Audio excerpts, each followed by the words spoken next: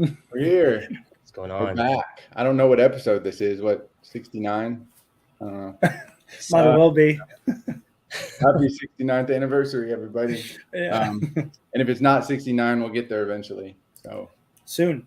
yeah. That's true. But regardless, it's good to talk with you guys. It has Yeah. been a long, long time since we've had a podcast. The last one I personally was on was with Joe. And that was at least, I don't know, 3 months ago, 5 months ago, 10 months ago. 6 ago, or 7. right? It's like 6 yeah. or 7 months ago. It was a I long have time. no concept of time. Was it 3 years? Or was it 2? I don't know. It happened. And Alan was hosting, wasn't he? If I Yeah, remember correctly. I mean, Yeah. it felt like a lifetime ago because we haven't done this, and so much has happened in the meantime. Yeah. For me, Yeah. especially, maybe not especially, but definitely for me. So it Yeah. felt like an eternity ago. It's nice to get back together again. It definitely is. Yeah, The last time I was doing the podcast with you guys, I had just an empty room. I was in a chair and I had the laptop on my lap. I think I put like a cardboard box up because we had just moved into the house. Mhm. So I was just in an empty white room. As you can see, I got now a setup. I'm back to normal. I feel back to Better than ever, right? yeah. I got There's Michelle Pfeiffer, dude. There she is. that woman. I don't know if you can see her that well, but So sick. yeah, actually did. I had a printout, like a poster printout, and then I put construction paper Mhm. and construction paper on the bottom to create like the scene, like a diorama. Yep. So Sick. if you guys have any show and tell at school, I am down to help out. I will call you up to be an example on the board, dude. The kids would love that. Yeah, That'd be great. apparently I'm good at dioramas. So That's awesome, dude. It looks amazing. The latex patent leather looks amazing. Yeah. All of that. It's too bad you couldn't get the camera zeroed in on that for everybody. yeah. What's going on, Edie? I'm not even gonna bother trying to show it, but just know that is Catwoman. That is Michelle Pfeiffer. Mhm. She personally is my favorite Catwoman. I've seen all the Batmans, and I can't get over Michelle Pfeiffer. I think she's the best. I did like Anne Hathaway, but Michelle Pfeiffer was the one for me. Hard to beat the original. Anne Hathaway in a Catwoman suit. You know what I mean? Yeah. Still great. Anne Hathaway's awesome. That movie is amazing.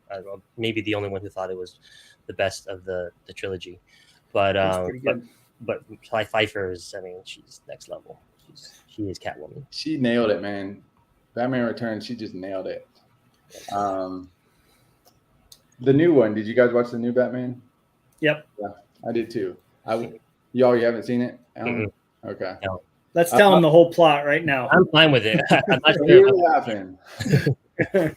I will say though that this new Batman is the most realistic. Yes.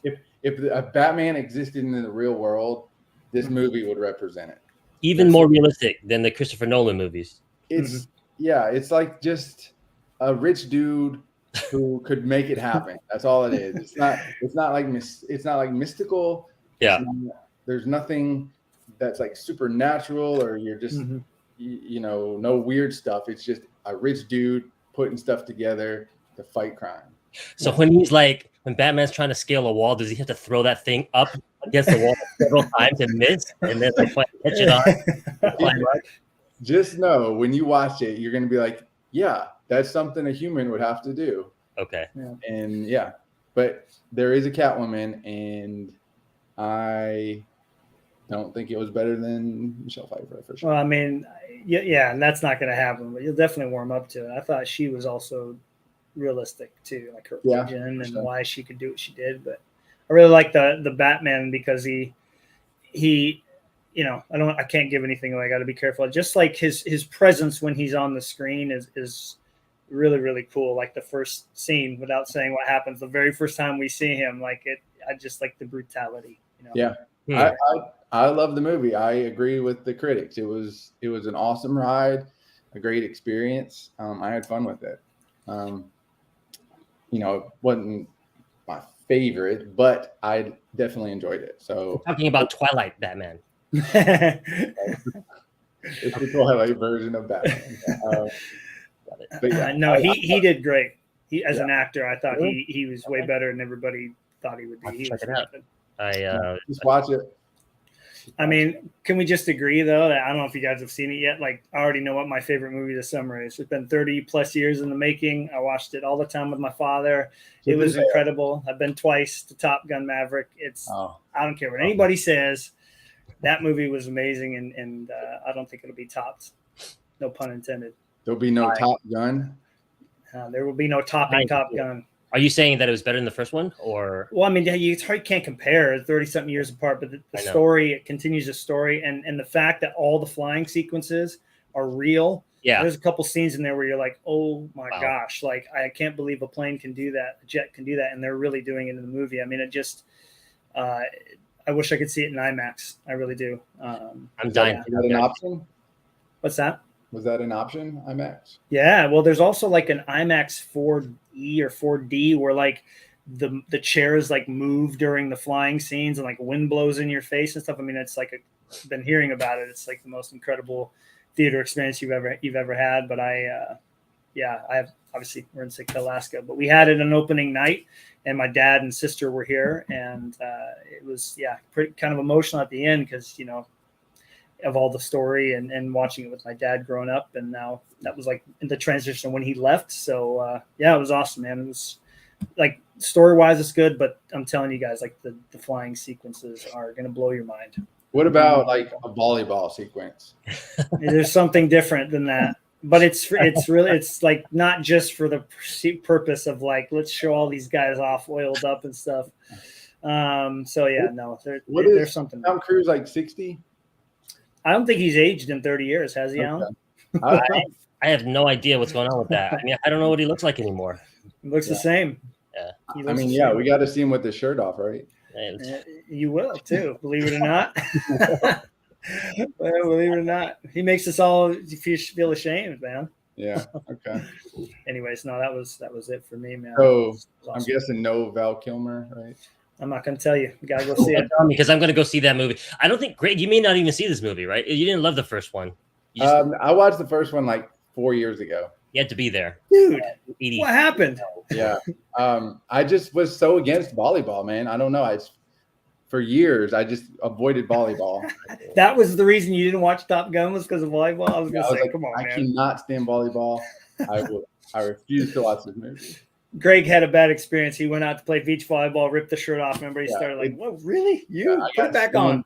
There was sand everywhere, and so I wasn't into it. Okay. But recently, I've grown fond of volleyball now. Okay. So I will see it on TV, and I'm like, I don't hate this. Don't hate it. Maybe you go back and watch Top Gun again. Start with the volleyball scene and work your way back and forward. So I watched Top Gun, and I found out volleyball is not so bad. But I'd be down to watch the next one. Just to experience in the theater. If you don't see it ever again, cool, but you got to go see it, especially in IMAX. Like, it'll just blow your mind what they do in that movie. I have like a little portable fan. I might bring it with me.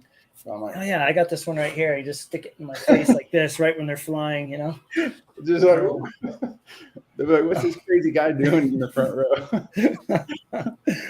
Oh, man, get yourself kicked out. I'll keep it like in the gray area. That's where I live my life, in the gray area. Yeah, it's just the same with collecting too. You're just kind of in a gray area now. All the salmons have been scooped up. I'm right in that gray area of life. That's the best way to describe it. Nice, positive spin. Yeah, definitely. But I've never even heard about this 4D situation. So the chairs are moving and the wind's blowing and it's smelling. Yeah, I've been on a ride, and is it Disneyland? There was that one ride where you're kind of like you're like in a hang glider or something like that, right? And they pump in smells and blow wind in your face as you're flying. I can't remember the name of that ride. It was years ago, but it's like that on a bigger scale. So okay. Yeah, definitely worth checking out just to experience it. I would love to see an IMAX. I wonder how much that costs. What, like $25, $30? Probably. Yeah. For the experience. Yeah. I would give it just to have that experience. Well, hopefully more movies start getting shot that way. I imagine Avatar, the new Avatar that's coming out in IMAX 3D, is going to be just completely amazing. But a visual experience. But I don't know. It'd be cool to see if like the next Batman or something gets filmed like that. It'd be pretty cool. I could definitely see how that adds, like an action movie, how that adds to the experience. Yep. Because I remember the Back to the Future ride in Universal Studios, just the action and the move in, and that was one of my like fondest memories of an amusement park, the Back to the Future ride. Is that like the simulator, like Star Tours? Yeah. So like you're in like a cart. Yeah. It goes forward and backward and side, and you're following up. It's synced up with the screen. It simulates you stopping and going, and they tilt you down and up depending on. Yeah. Yeah. Okay. I think they just shut down the Back to the Future ride like maybe 5-10 years ago. Oh, did they? I was actually thinking about going because I'm a huge Back to the Future nerd. I love all things Back to the Future. So we went to a pinball, like an arcade bar, not too long ago, and I was looking for the Back to the Future pinball. They didn't have it. Oh man. Yeah, I was super bummed out, but I love Back to the Future. One of my favorites. Yeah, I never made it to Universal, unfortunately, but I know I've heard some really good things about it for sure. And I see Ryan said about CGI. That's the reason I like Top Gun so much, is like there's very little in there, very, very, very little. Obviously, there's a couple things that like you just can't do, but that's the thing that makes it so cool. Is literally because Tom Cruise said, "I'm not going to make this movie unless everything's shot." I agree with that. And then like put the cameras in the cockpits and all the scenes with the actors flying, like they're in the jets with somebody in front of them, a real pilot, and they're filming it. It's wild, dude. So cool. I mean, I feel like those types of things really add to a movie because they're experiencing it. It's actually happening. It's not like you're pretending to act in front of something, a green screen or whatever, So I think it really just ups the game a little bit, adds an extra element to a movie when you're actually seeing it. It's actually happening. You're reacting to something. I don't know. I prefer that as much as possible. I understand there are certain things you just can't do. CGI has to happen, or it's safer, or just your crazy fantasy scenario. But generally, I agree with that. I mean, one of my favorite directors is Christopher Nolan. There was both, right? There was the what up, Dr. J? There was the CGI, of course, when he had to do it, but whenever he could, like if he had to show the spaceship out in space, it was an actual model ship, and instead of something generated by a computer. I think that makes a huge difference. And in that movie, they approach a wormhole or a black hole at some point. And I'm not going to give anything away, but there's stuff they deal with in space. And if you see it in a true IMAX theater, the thunderous bass as the rocket engine shakes your entire so cool, and makes you feel like you're going through like a black hole. So it's awesome. Right. Yeah, that'd be awesome. Well, and The Martian I thought was great too, which is Ridley Scott, Tony Scott's brother, who did the original Top Gun. But like all those scenes with Matt Damon, in Mars, which is out in the desert, I really like that they did as much of that as they could. For real, like driving the rover and all the big, it wasn't a rover, right? I guess it is Mars rover, but I thought it was really cool because it was all legit for the most part. So I don't know if he used poo to really farm, but it would be really cool if they went to those levels. Yeah. But yeah, it's cool. Right. Yeah, I definitely appreciate that as well. For sure. Yep. Gotta go see it. You guys gotta go see it. Yeah. Did you see there's a new Chip and Dale Rescue Rangers movie? I haven't seen it, but I know there is one. Yeah. I bet you're excited about that, huh? Super excited. Did you guys see Dr. J commented on my background. Background is dope. I'm a huge 90s fan, naturally. So DuckTales, Rescue Rangers. Got that. Dr. J just asked me about my trademark.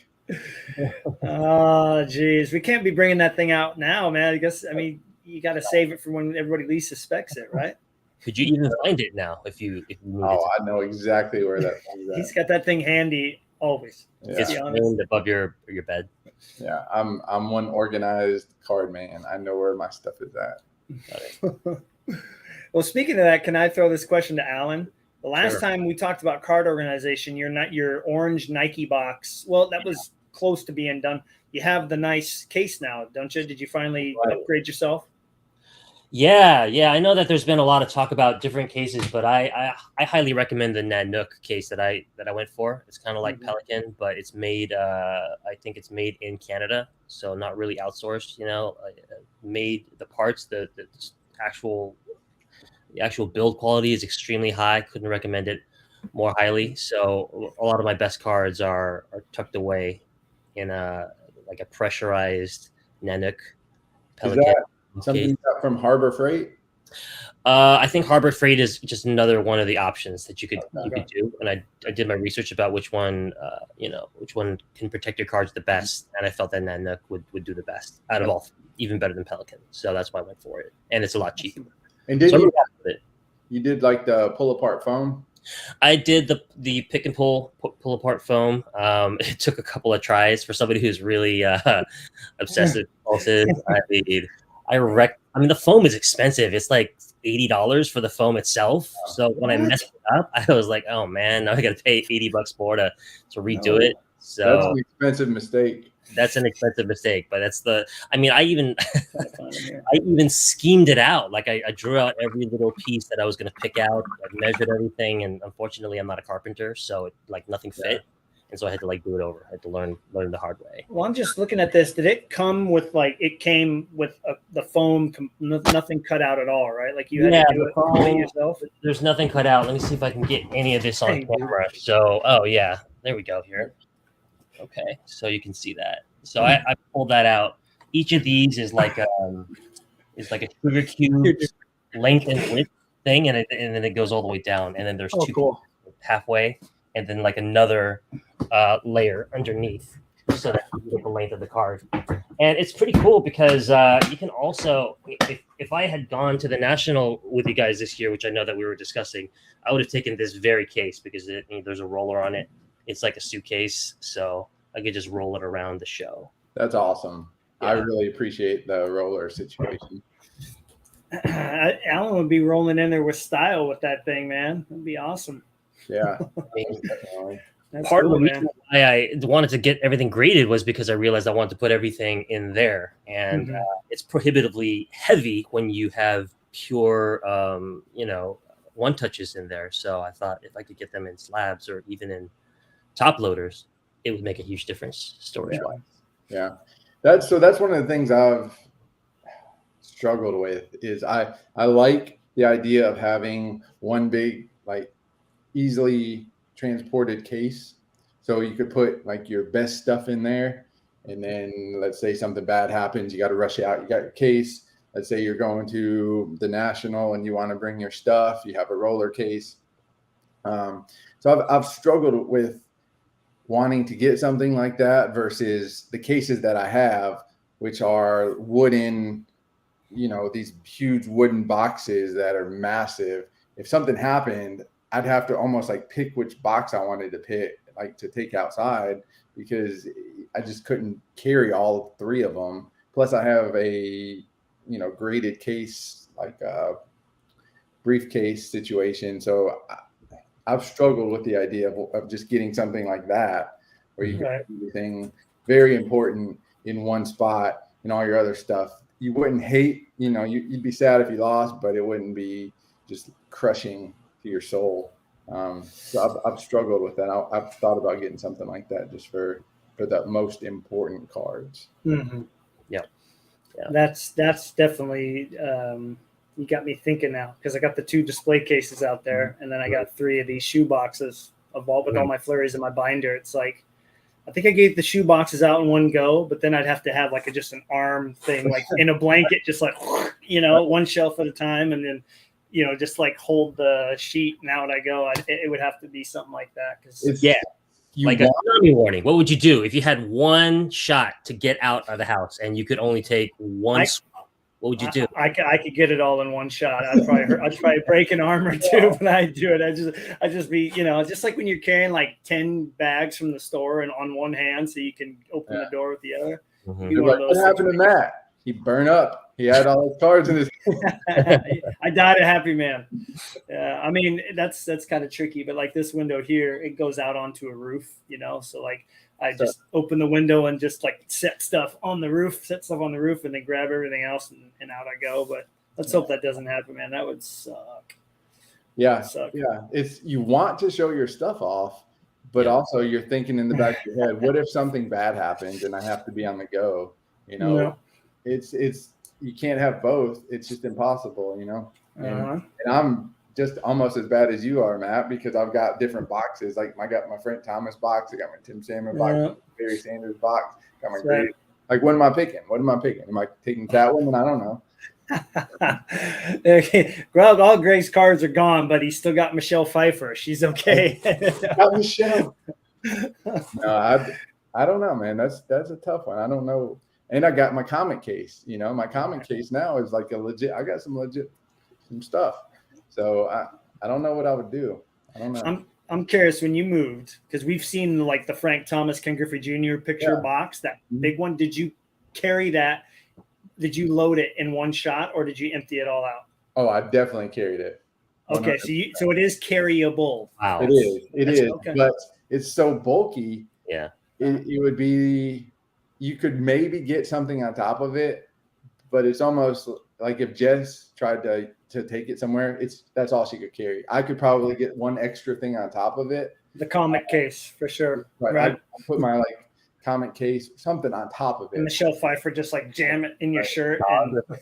Worst case scenario, like the plexiglass top breaks, but the cards are safe. You know, so that's worst case scenario.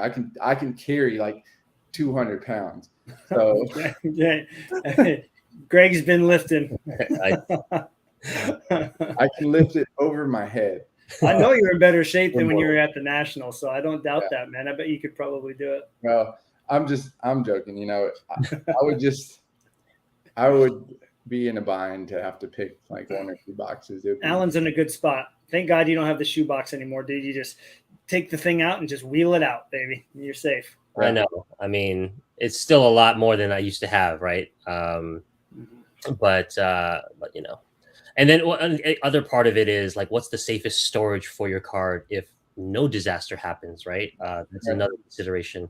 Is it a top loader? I think the argument can be made that it's a penny sleeve and top loader, but I think a strong argument might be able to be made that it's a penny sleeve within a one touch, the kind that Pro Mold has, right? I mean, like, can you get better protection than that? I guess you could pinch it as you're putting the card in. It's the one.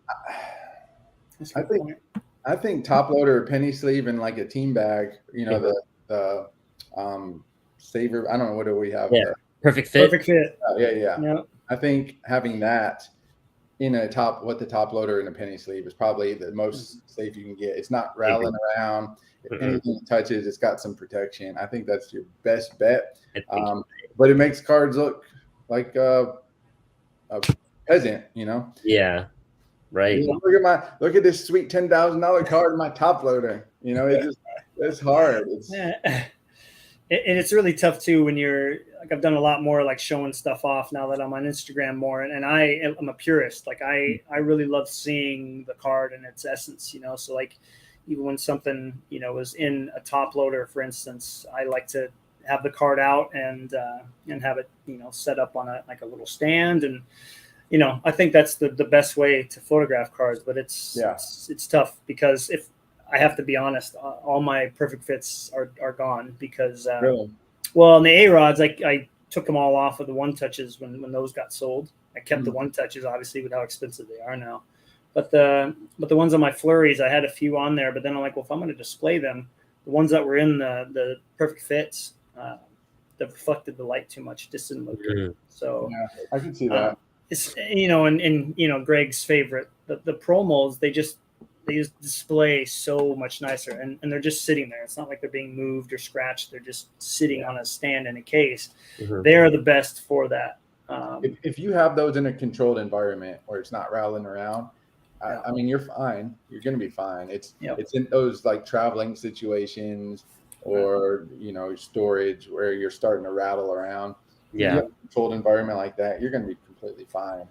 And they look beautiful. They present well. It's just, you know, it's hard to top that.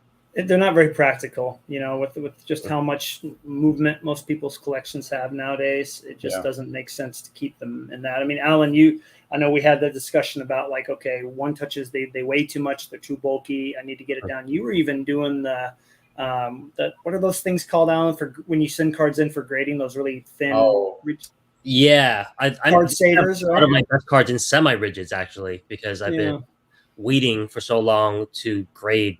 Should I grade? Should I not grade? Like, why am I doing it? Like doing some soul searching. It's a huge upfront cost to do it. I thought it would be worth it, but then I dithered for so long that I ended up only sending, as many of you know, as definitely you guys know, 5 cards, my 5 best cards that were not well protected to try to get them as well protected as possible. And I don't think that's going to be a viable option going forward to go with PSA. The problem, though, I talked about this before, is that PSA now has a Mylar sleeve that it puts between the front of your card and the front. It looks good. And it looks good. You can't see it. Sorry. And I'm like, now what? You made the best. You have the best technology now, but I can't afford you. Like, what happened? So now I'm trying to figure out whether it's worth sending to CSG, which was my master plan. But then now I think I have to ask a Mylar sleeve, and it's at their pleasure, I think, whether they put it or not. Aren't the CSG, that's the one with the black border, right? Yeah. Mm-hmm. No, that's SGC, right? No, well, they just changed their green ugly label that everybody hates to a black label that nobody really loves that much either. Okay. Well, I was just curious because I thought those cases with the grading company with the black, like that little piece in there. DC. Okay, you're not talking about them, are you? Mm-mm. Oh. Yeah. Oh, no. I know who you're talking about. Yeah, I'm not gonna say anything. Just try to keep CSG is actually So, you have a CSG? Yeah. Okay, so CSG is actually that's different too, isn't it? That's not the one that did all those, like, people can do like custom labels. No, that's HGA. That's yeah, I don't like.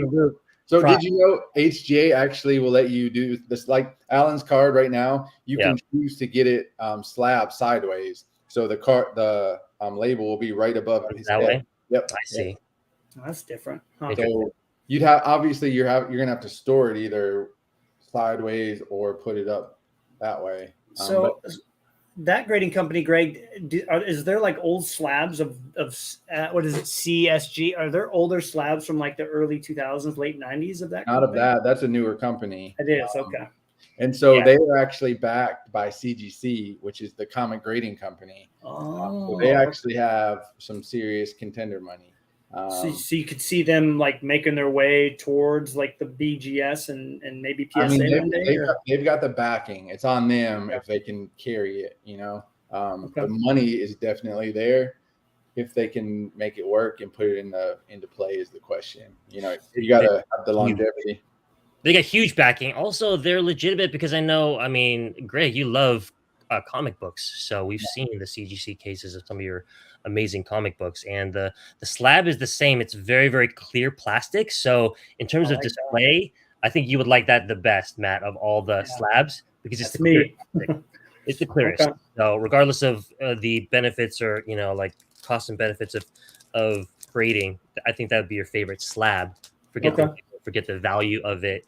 But they're so well backed money wise that they made a huge move recently, where they agreed to, I think, deal with PWCC to grade every card for a flat fee, even if it's a Honus Wagner, for $20. You just mail it in raw, they'll grade it for you, and then they'll sell it on PWCC. You don't even pay it; it just comes out of the final sale cost. That's awesome.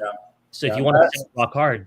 That's a good business move. If you can attach yourself as a smaller company to something that has like a longevity business, you have better chance of success. So I'm definitely intrigued. I have to say, I'm intrigued. So Dr. J, they do the side. HGA does the sideways labels, and it's cool because you can display it the correct way if you're having it on your case.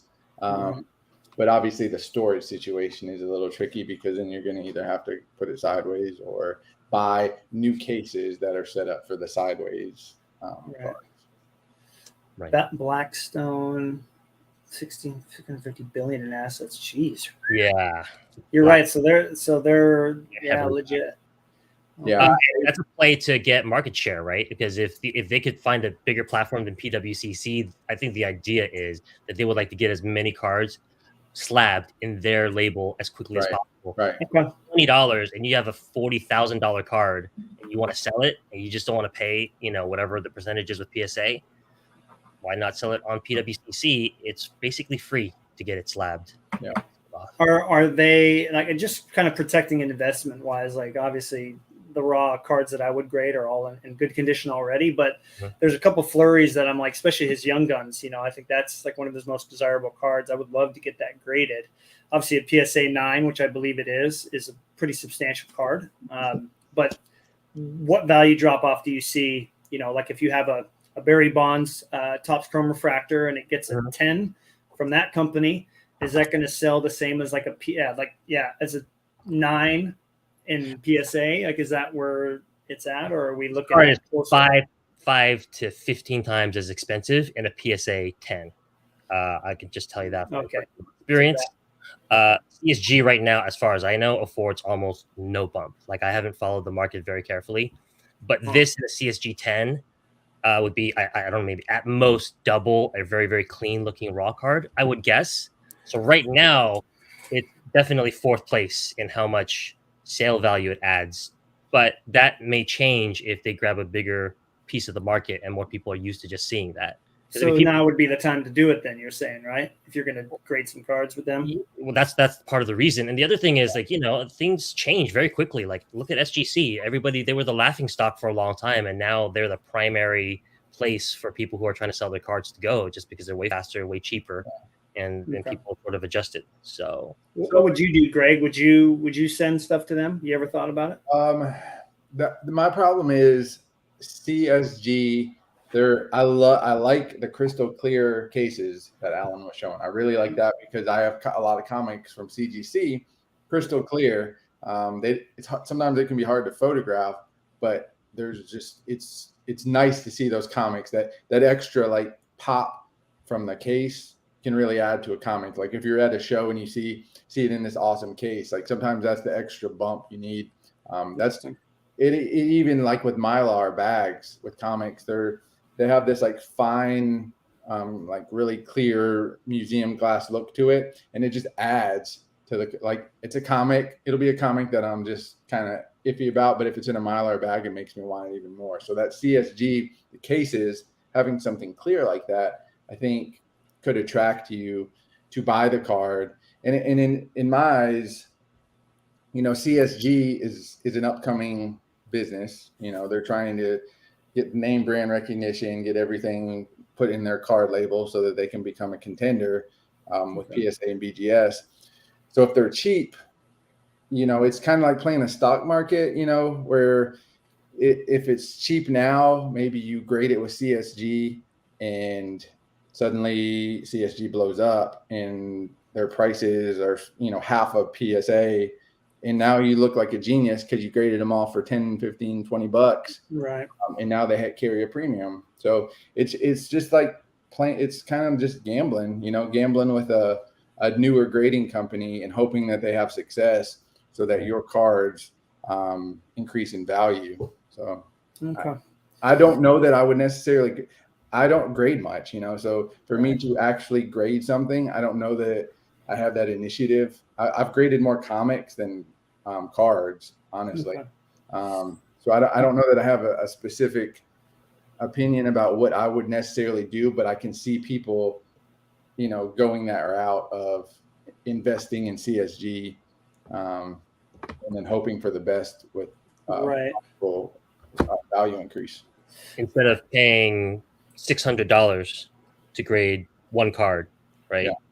Yeah. Which is what ended up happening when I submitted some of my best cards to PSA. I mean, it actually makes sense for people who are selling these cards because the bump in sale value for a lot of people who are selling, it just makes sense to pay that much money. But for collectors, I'm not going to sell these cards. I somewhat regret not sending these to CSG, which was the original plan. But I'm also tempted by how sexy these cards are now. Like these, when you want to show off an amazing card that everybody oohs and ahs at, it's usually in one of these cases. So I'll admit that some of the appeal is there for me, and that's part of the reason why I went with PSA. Probably not worth $600 a card though. Yeah, and that's the equivalent of like showing off your Nikes. Just the name brand, the PSA, like nobody scoffs at, oh, it's a PSA 10. Like that's legit, Right. So it's, I get the appeal, and it's nice to have a PSA 10 because you have something and everybody knows you have something. Right. But it's not a bad idea to put your eggs in a different basket with a grading company that charges $20 a card. And then maybe they have some longevity in the game and they become a contender, Well, I think too, if like for me, I wouldn't be grading them to sell them right away. Not that Alan is doing that. Obviously, he's in a better position currently if he needed to, that he would recoup his value. But for me, I think I like what you're saying, Greg. Like if I grade, let's say I want to pick, Fleury's top 10 rookies, and I grade them all, I'm grading them to keep them for a while, and maybe that grading company catches on, and I don't know. I mean, it's definitely something worth considering, though. I've never considered really grading more than like maybe 2 cards in my collection. So, yeah, it's got me thinking for sure. I would like to have my cards secure in a case. The only problem I really ever have is I do occasionally take them out and I pop off the top and I take a cool picture. Yeah. That's really where you get a card to shine. No glare. It's just you and the card. It's one-on-one sexy time. So, oh my gosh. So it's it's an intimate moment with your do you play music in the background, like some Barry White, just to get you like right in the mood for it? It's that intimate moment you have, and you can't have that when you have this protection. You put on protection and suddenly you can't feel anything. And so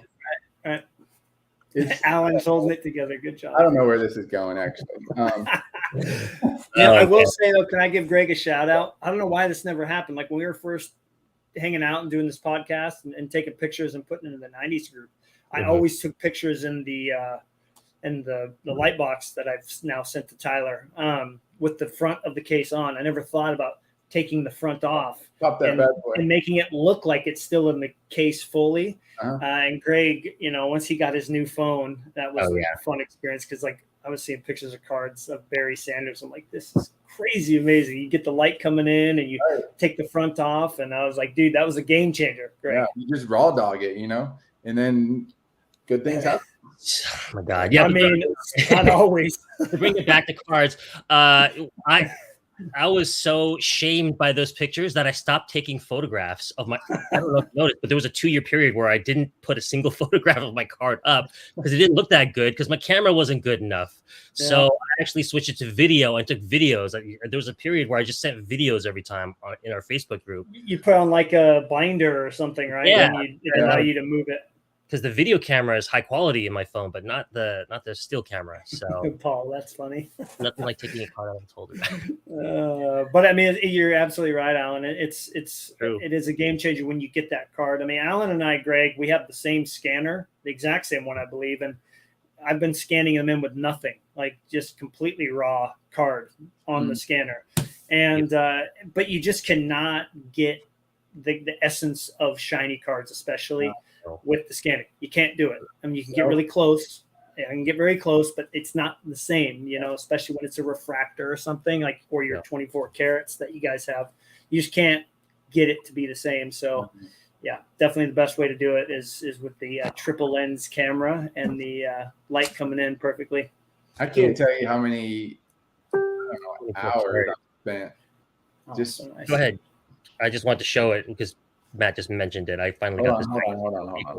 Keep it. And not only does he have it up, but it looks amazing again, Alan. Yeah, it looks amazing. And there's a Mylar sleeve now between it and the front. I mean, it's like the best possible outcome in the end. So I haven't looked at this card in like almost 3 years. because I got it, because of the national. You guys all know the story, but you didn't have to pay for that to be reslabbed, though, right? I did actually. It was like $30 to get reslabbed. So, dude, but it was their screw up anyway. Yeah, but I just gave in. I was just like, let me just get this reslabbed, and now it's gorgeous again. So I'm happy. Yeah, Ryan, I like that. I'll never forget that day where Alan got the card back, and he was like, "What is this?" Yeah, they were like, "You wanted this. This is what you wanted." Right? They're like, yeah. Why do you want? I can't even show how bad it looks. Actually, I have to find another lighting. Does that one have the old? Oh yeah, look at all kind of like that's how it looks there. Yeah. That's how my 24 karat like that. So. Are you planning on sending that one in again at some point? Well, this is before I realized they had Mylar sleeves, so I was like, it looks horrible, but I don't look at my like rookie cards that much anyways, so I'd rather have it better protected. It's basically like having it in a top loader and penny sleeve, a really good one. I'll just leave it like that until I figure out what I want to do with it. So yeah, gosh, that looking back on that, Greg, I mean, that kind of just capped it off, but it's kind of cool to look back and think about what we've accomplished with our collections, or completely flip-flopped since then. And Alan now has, you especially, you have look at all this. That's like the definition of a 180 right there, man. That was all A-Rod just not too long ago. So it's back to the roots, I think honestly, I think a little bit like when we got to the national, Alan and you, we all kind of talked about where we started, and Alan had mentioned hockey, and that was where it always started for me, so I think once COVID hit and, almost lost my dad. Thankfully, he's doing great now. But it kind of made me think of like hockey. That is like my way to connect with him again. And that's been the coolest thing, dude, because we always talk about hockey again now. So he can care less about A-Rod. Yeah, you posted a picture up of him admiring your Fleury case. That was He freaked out. I'm not going to curse, but he said, "Holy blank," when he looked at it. He's like, "I can't believe this. Look at that. Look at that. Look at that. Look at that." I'm like, I guess it's kind of like the definition of having a cool moment with a friend or a dad when they see your stuff. Like, it'd be like, somebody come over to Greg's and being like, "Oh my gosh, Michelle Pfeiffer, look at that. I can't believe how amazing that is." Right. I mean, because you build something cool like that, you want people to like see it and admire it. So it was a really cool feeling, man. No, I'm not going to lie. Yeah, that is one thing I truly miss about having like childhood friends and sleepovers and stuff, because you would just look at each other's cards for just hours. You'd be, "Let me see what you got. Let me see what," and you'd be like, "Oh, sweet." And how excited do you feel showing off your cards to your friend? And you're like, "Yeah, I pulled that out of a pack." And then they're looking through your stuff, and you just as an adult, that's why I guess we go on Instagram and Facebook so we can show it off. But it's so much cooler having somebody in person to be like, "Look at all this. Look at all my shit." That's what my dad said. So thank you for breaking that. Yeah. But no, you're absolutely right, dude. There's nothing better than like when I went to see Tyler last summer, he was like, "Look at this box of cards and look at this box of cards and look at this box of cards." Like he wanted to show me everything. I'm like, "Bro, you got to give me like one a day," because he just had so much cool stuff, but it brought back that feeling, it brought back that feeling of like, oh, I remember sitting around with your buddies on a sleepover and like, "Oh, look at this Jeter, look at this A-Rod." Like, yeah, for sure. I mean, it's hard to replicate. I'll take my daughter to Target or something, and she'll be like, "Ooh, look, they have baseball cards." And I'm like, "Those are not 90s baseball cards." I'm like, "That's modern stuff." Yeah, that's not so she's actually bought me like some as stocking stuffers, like a few packs of Topps or something. And it's fun. But she doesn't care about my cards. So Jess is the same way. I show her something and she finds it cool, but she doesn't understand what she's looking at, Right. Yeah. But that's cool. That's cool. Why is Frank Thomas the man? Alan, I'm curious, like, what has your wife said about some of your cards? Like, is she kind of impartial to them as well? Partner credit if they express genuine interest at any level in your cards, that she does. Like sometimes I don't have as much time now to deal with cards as I used to, so I don't have time to show them off. as much. And so sometimes it's just like I have nobody to show it off to except my wife. I'll be like, hey, which one of these 5 do you like the best? And I'll show, and she'll take the time to look at them and she'll consider them carefully, and she'll be like, I like that one the best. And this is why. And that is great. Like that's as much as you can expect from a civilian, right? Like you can't really ask anything more. Like she wouldn't know whether it's a $10 card or a $10,000 card. But for somebody to show genuine interest, like they're not feigning it, for that moment, for the 30 seconds they're interested. I mean, that's a big deal. That's all you get. Yeah. I'll use Jess as like a tie. I'll take like 7 pictures of the same card. I'm like, which picture is better? The one, I don't know, number 3. And I'm like, okay. Because to me, 1 through 7, how can I pick? They're all beautiful. Yeah. You're keeping her involved, Greg. That's good. See? For sure. That's strong, man. Yeah, it's funny. I've had a couple of friends over, and it's funny the ones that they end up like being interested in. Like Alan saw that post. I had my dad and my sister pick out 2 of their favorites each, and they were so different. My dad picked like the SP Authentic, like mostly white with a nice autographed piece of game used jersey. Jada picked the Fanimation, which is that art style card of Fleury with the Las Vegas sign behind him, and the Jambalaya. So like the most colorful, ridiculous looking card you could find. It was just funny to see them like something so completely different, But I think it's cool. I think even with modern hockey, they still have some variety. It's not like the 90s, but there's still enough, artistic, elements going on that there's, makes it exciting still, as opposed to just like.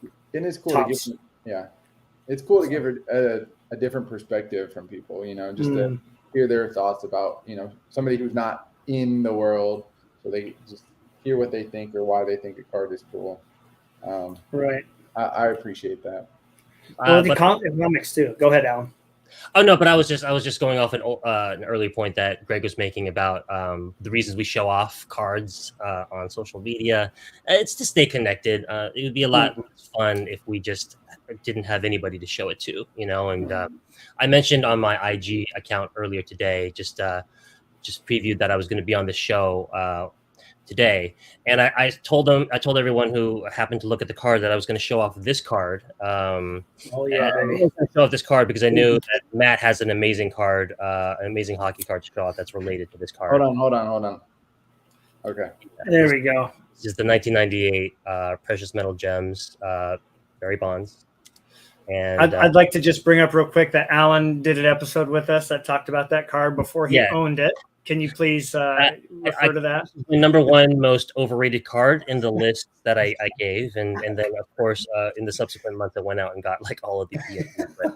So you were using reverse psychology. That's what I was telling you in messaging. It was perfect. I mean, they're amazing, and they're arguably the perfect baseball card from the era. I mean, I don't. That's that they're in the conversation.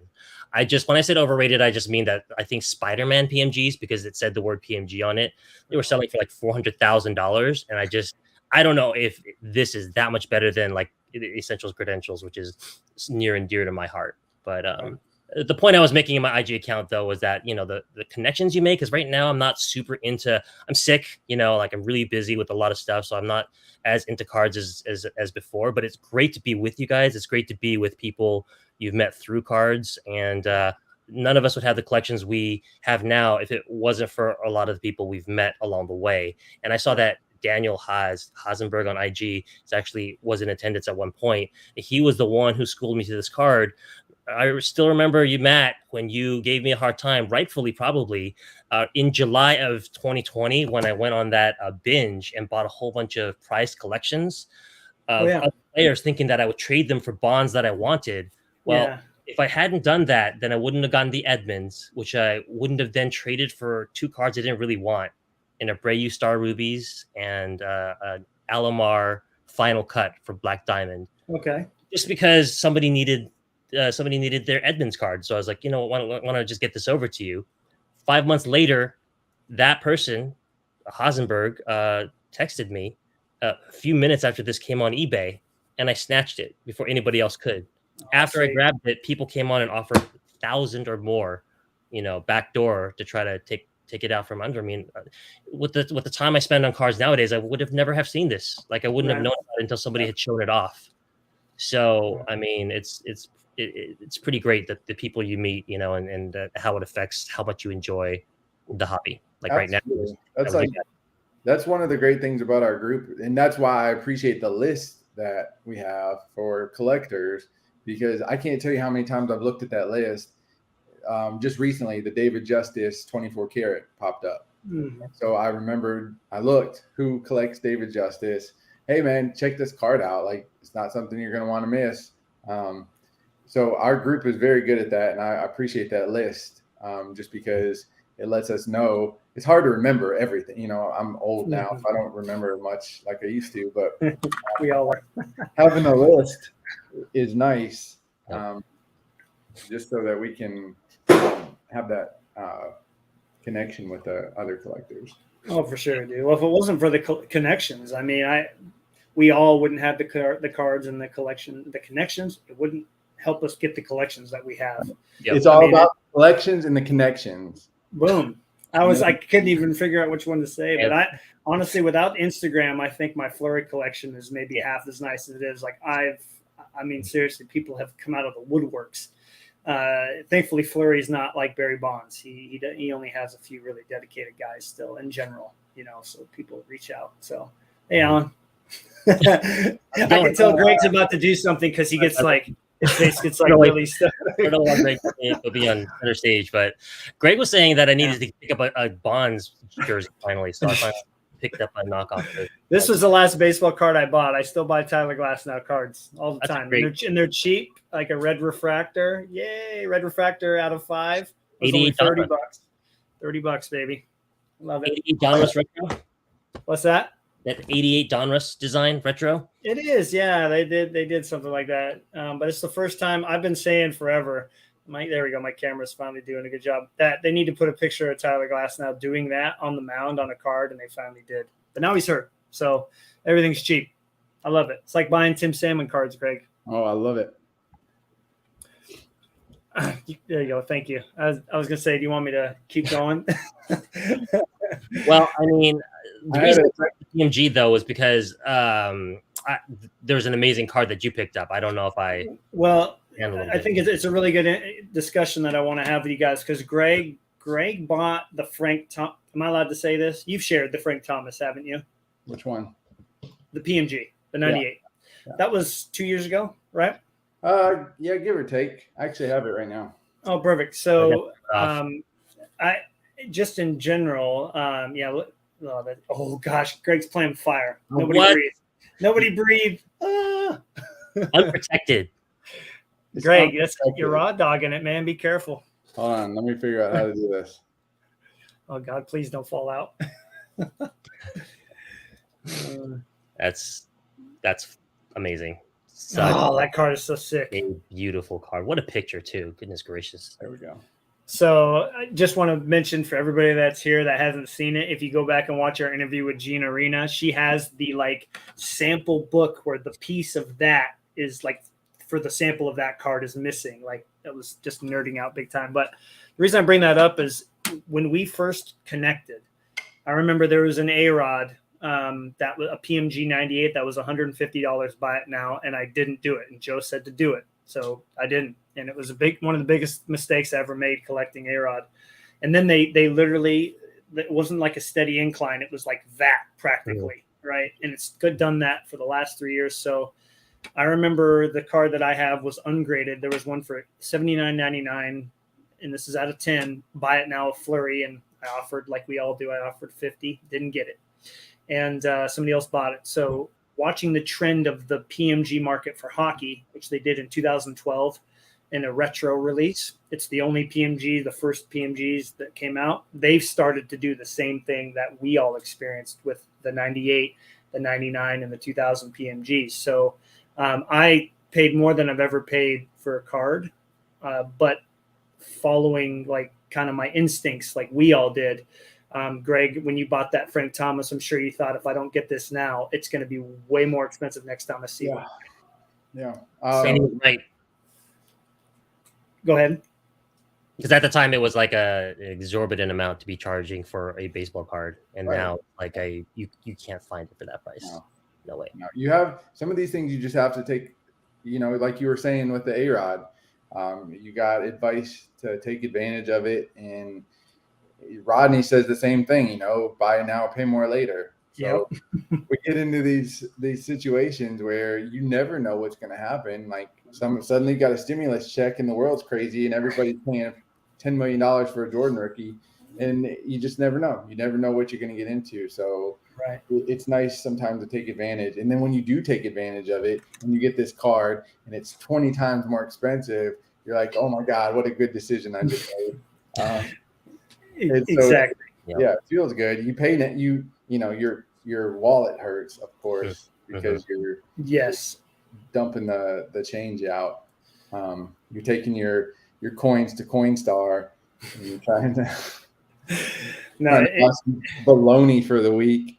Dude, it was Top Ramen and PB&J's for like 2-3 days there, and I was able to move a Flurry that I had a duplicate of. Thankfully, Alan knows which one that is. It was, but to drop $1,000 on a card, I mean, I'm saying it because you can go find the information on eBay, so it's not like it's a secret. But to break that barrier, we've all done it now.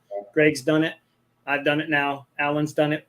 To break that barrier is a very uncomfortable feeling because you're like, that's a month of rent.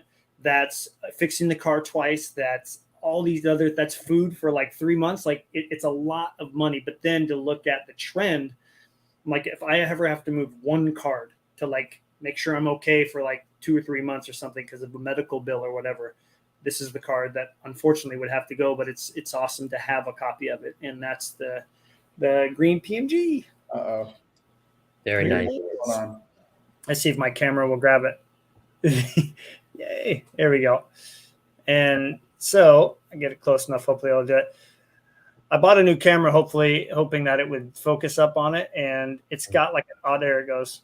An autofocus. So it's just designed like the original, you know, the Jordan green that everybody's seen. The OG. The OG. And then here's the back. You can see that it's my favorite number too, which is awesome. 3 out of 10. Love that back. So design. Really wanted to grab it too because I had the blue. I grabbed the blue for it, which again, like Greg said, it feels really good when you buy something for $70 and then 3 months later it comes up and everybody's starting to freak out about these PMGs. Yeah. And it goes for like $250. You're like, yes, you know, good call on that. So these are starting to trend way up. There was a huge group of them. Alan was following this that sold. I haven't released the episode on my hockey channel yet, but me and my buddy Kelvin were like together on StreamYard following it as they ended. And like $50,000, $60,000 cards were ending. There was a Patrick Waugh, just like this, as an 8, went for over $4,000. So it was really interesting to like see the new ceiling or baseline in essence set on all these cards, because many of them weren't even graded an 8. They were just authentic because they were, I think the guy sent them in and said, if it's not an 8 or higher, just put authentic on it. So, and even those were selling like crazy, like the Ovechkin, obviously Gretzky and Crosby went bananas, but like there was Nicholas Lidstrom that went for really high. I mean, that's right. And Steve Yzerman, I know you like those guys, but it was really cool to like see hockey as it's catching up. I mean, if I was smart and I knew it, I just didn't drop the money on Gretzky. And like an atomic refractor of Gretzky is worth like $5,000 raw now. I mean, those cards are out of 100. Like that market has gone crazy because there's no essential credentials in the 90s. Like, so those are the new, like, you know. So anyway, it's been really cool to like compare and just see those markets being set and saying, okay, hockey's starting to catch up to baseball, but baseball, you know, is still. It's just wild, man. I mean, I don't know how crazy the Tim Salmon market is, but I imagine like a 24 karat and a PMG are still going to fetch way more than you paid when you got them. The last recorded sale, I think it's like at 300 for a Salmon PMG. What did you get yours for? I'm guessing a little bit less than that. I bought one on COMC for $60, and then I got the other for 115. Okay. Nice. I have 2. Twice about it. I got 2 of them. That card, I mean, just watching the movers and shakers at the highest reaches of the hockey card collecting community, I know that PMG is considered one of the best cards you can get of your player in hockey. Right. It's absolutely massive. It's a nice nod to how important and influential I guess the 90s are now. But I know that it's retro, but like in hockey, there is no original.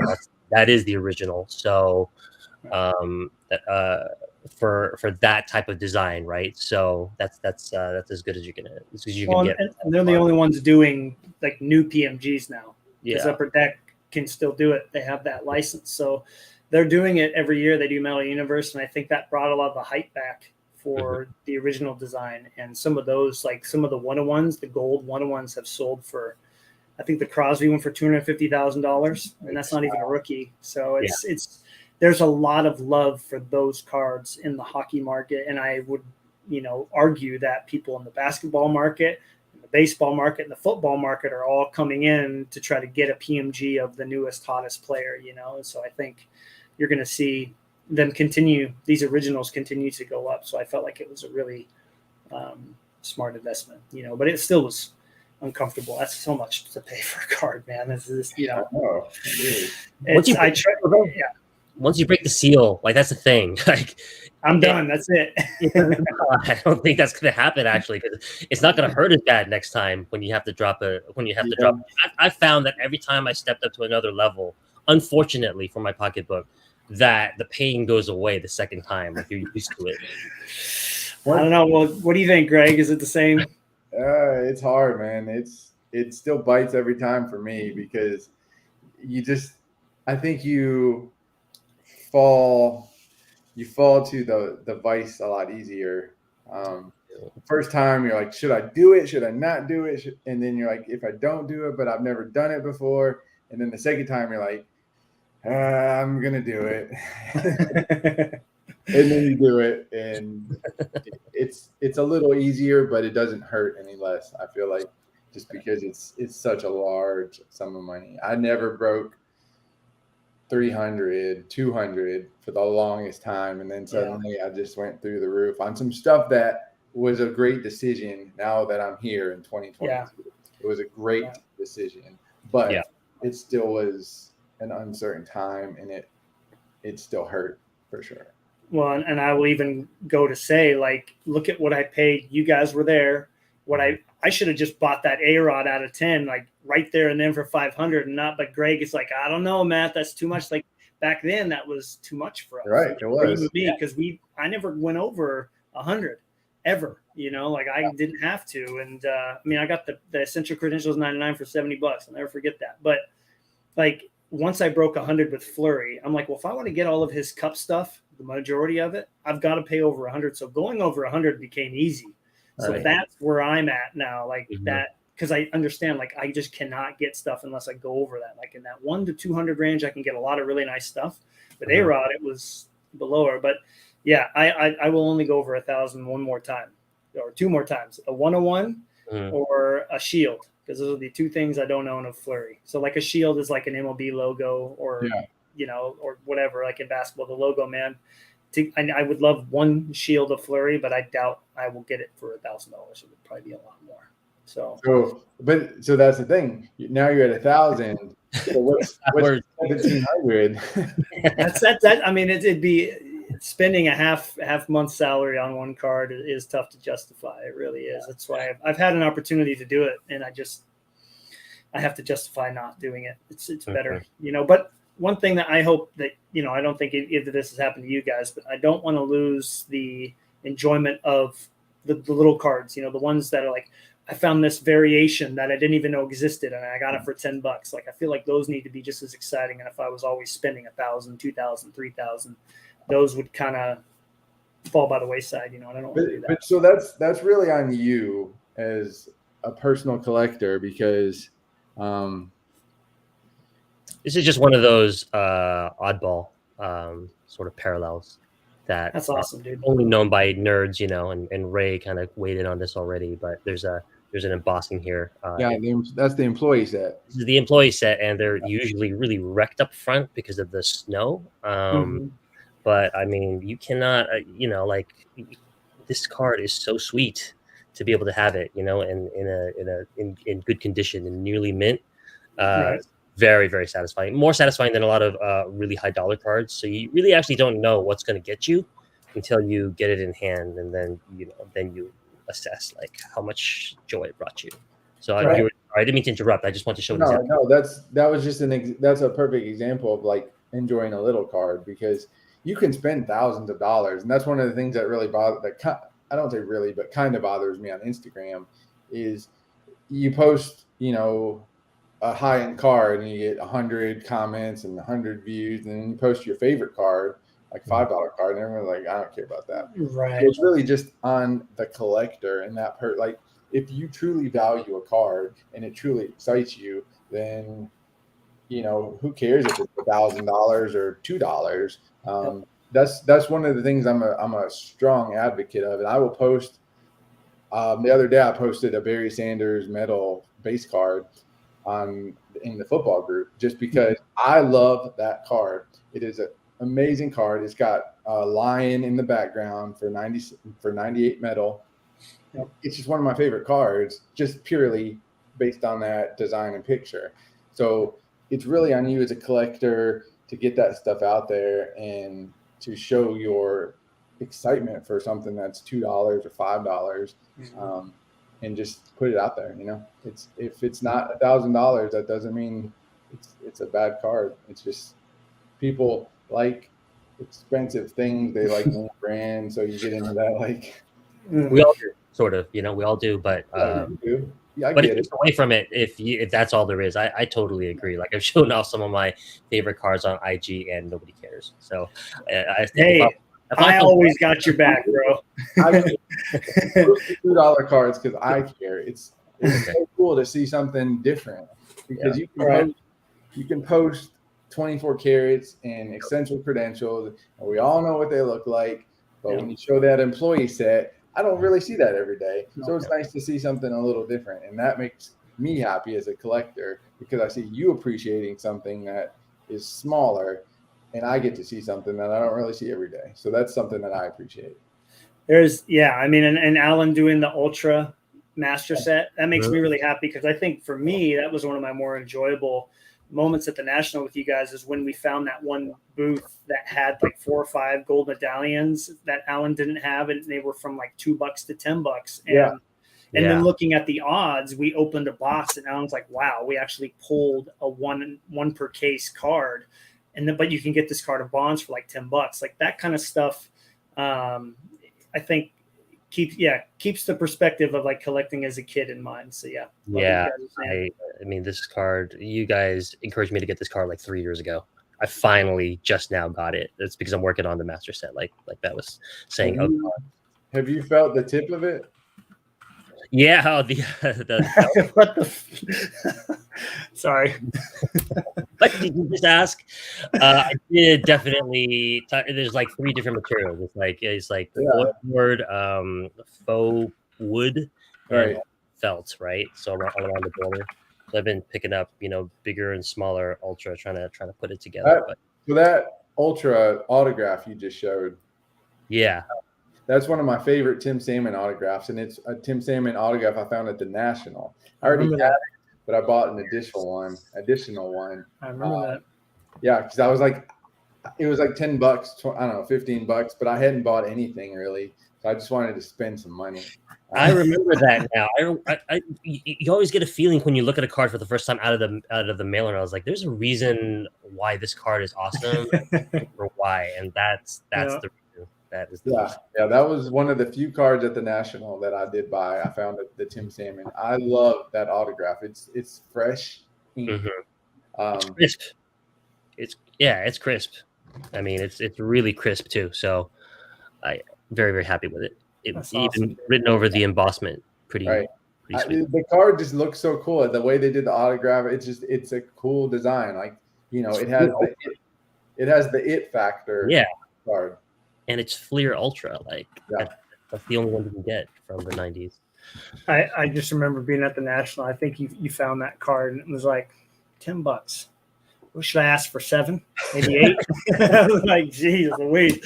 Like looking back, I'm like, shoot, if I could get a Fleury autograph for $10, I'd be like, I'm trying not to start freaking out. So it's amazing how far we've we've come though, right? Since Well, before COVID, it changed things a lot, man. That was all just a different time, man. That was a different period in collecting. That was a different period in our lives. Just I talked to Alan about it.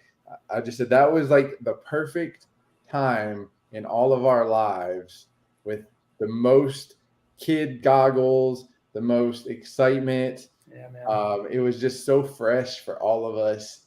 It was just the perfect time for the National for all three of us. Yep, for sure, man.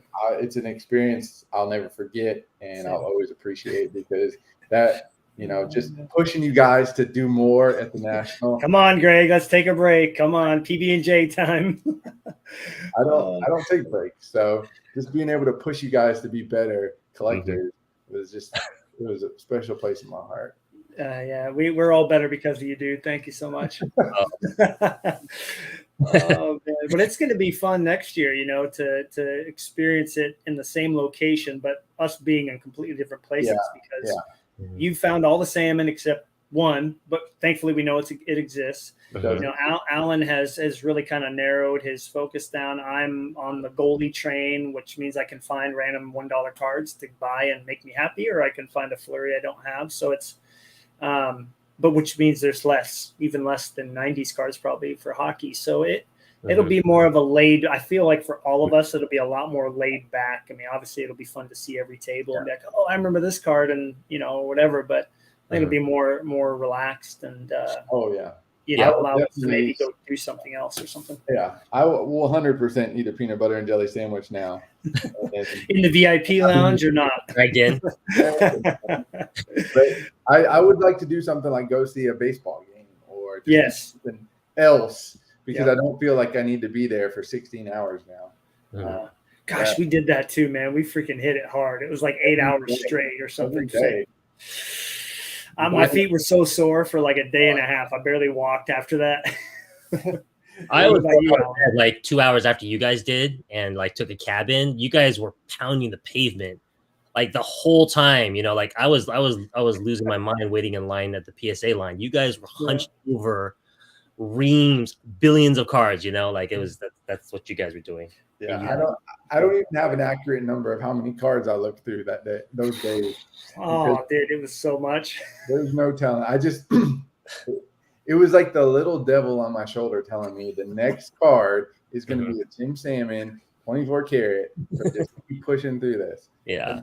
I was just looking, you get that like fog of like, I can't look at another baseball card. Yeah.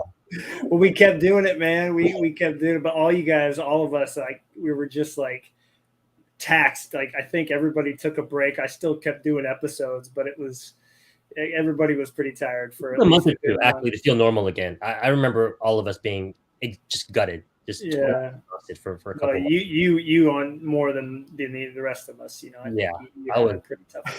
Really tired too. I mean, on top of everything. So.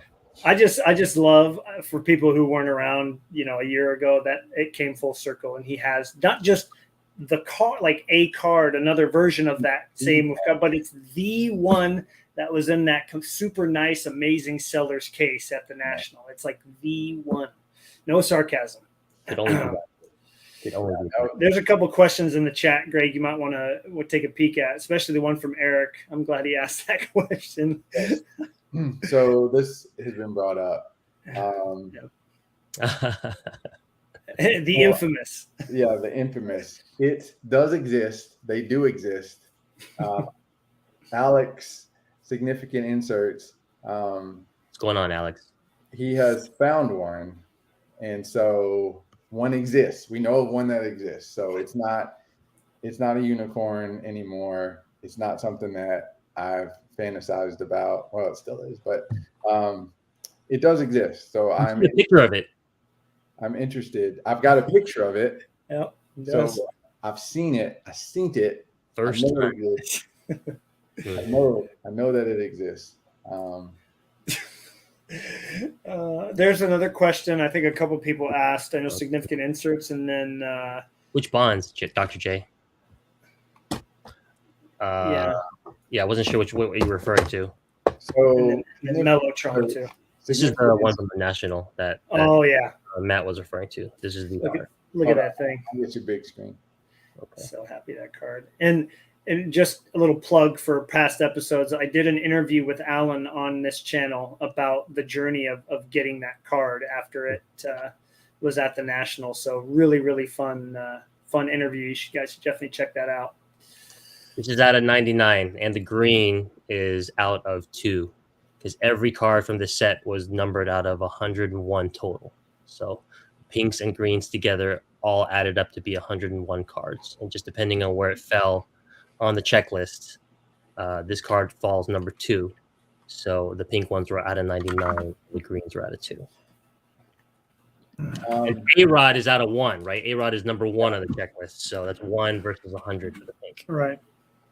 Oh, hey, thanks, Greg. Yeah. Just trying to find that episode. I'll plop that in the chat if anyone wants to listen to it. It's the most viewed interview from the interview series. Look at that.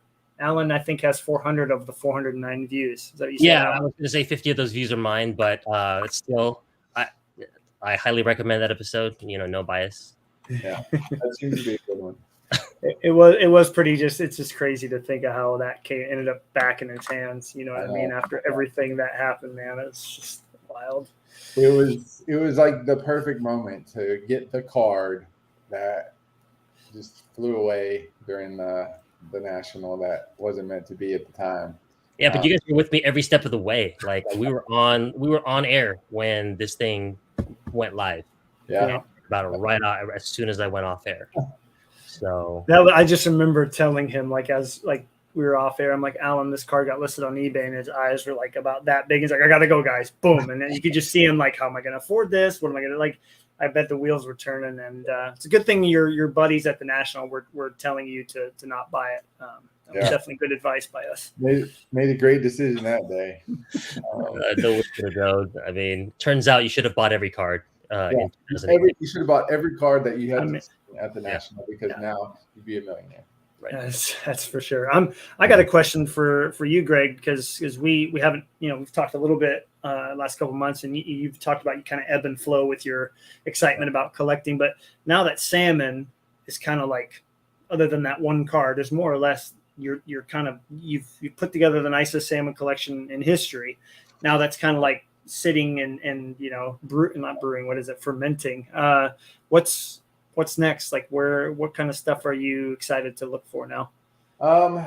So that's a good question. And I'll show you something, because it's modern. It's from 2022. And I have been bothering Topps for years now. And so they are now doing buybacks. So I've got this 94 Bowman that is a buyback. It's numbered out of 6, and it's an autograph. So that's cool, dude. And then I came across this one. That's an awesome picture. Yeah. So that is, and they also have a Topps stadium. It's like a Topps tribute stadium autograph out of 50. Then they got the 1 out of 1, 5 out of 5s. Yeah. But Topps is now including salmon in their buybacks, and some of the 2021 set, the 2022 Topps tribute. So cool. He's now in some modern stuff. So that's given me a new life for modern. Okay. Because now I was like, well, I can't do salmon modern because it doesn't exist, but now it does exist. So I'm actually kind of focusing on any of the buybacks that are coming out. Just the random refractors. I have the 1 of 1 foil fractor from last year, which is awesome. Such a beautiful card. Yeah, that's on my Instagram. I don't have it handy right now, but it is on my Instagram. So I've been doing that. Lately, over the last couple of months, I've been big into comics. Mm-hmm. I've got one of my big grails I picked up, and so I've also been doing an X-Men kind of run, 100 through 200. So I've just kind of got side projects I've been working on, comic wise. We got a Nashville Comic Convention coming up Saturday, Sunday. So I've just been kind of into comics a little bit, but lately because of Salmon in Modern, I've been messing with that a little bit more. Okay. And kind of with Barry Sanders even, that's kind of reignited, that's the cool thing about collecting, cards and having different players for different sports, because you can get with Salmon and you're like, okay, I need to take a break. But then suddenly Larry Bird card pops up and you're like, that's an awesome Larry Bird. And you go down that rabbit hole for 3 or 4 months. And then you get tired and you're like, man, that Barry Sanders is awesome. And then you start collecting Barry Sanders and then you get into comics. But it's all about just keeping your collection fresh so It doesn't get stale and you don't get bored, because we all know, each one of us are super collectors. You get to that point where you're like, there's no more A-Rod, there's no more Bonds, I've got them. Like, what am I going to do? I don't have $20,000 for this PSA 10. I already have it in it raw. Like, what am I going to do? So we all know that feeling of just stagnant complacency. So it's nice to keep it fresh with various aspects, the Glass Now, hockey, it's nice to have those side collections that can turn into primary collections at the drop of a hat when you kind of get bored. So that's kind of what I've been doing. I have always collected comic books as a kid, 2017, 2014. So I've kind of been back into that a little bit. Okay. It's the ebbs and flows like we were talking about, and I'll go hardcore in that for a minute, go back to cards. But I like that. I like having that freshness, so that I always kind of remain excited about my collection. So that's kind of where I'm at right now.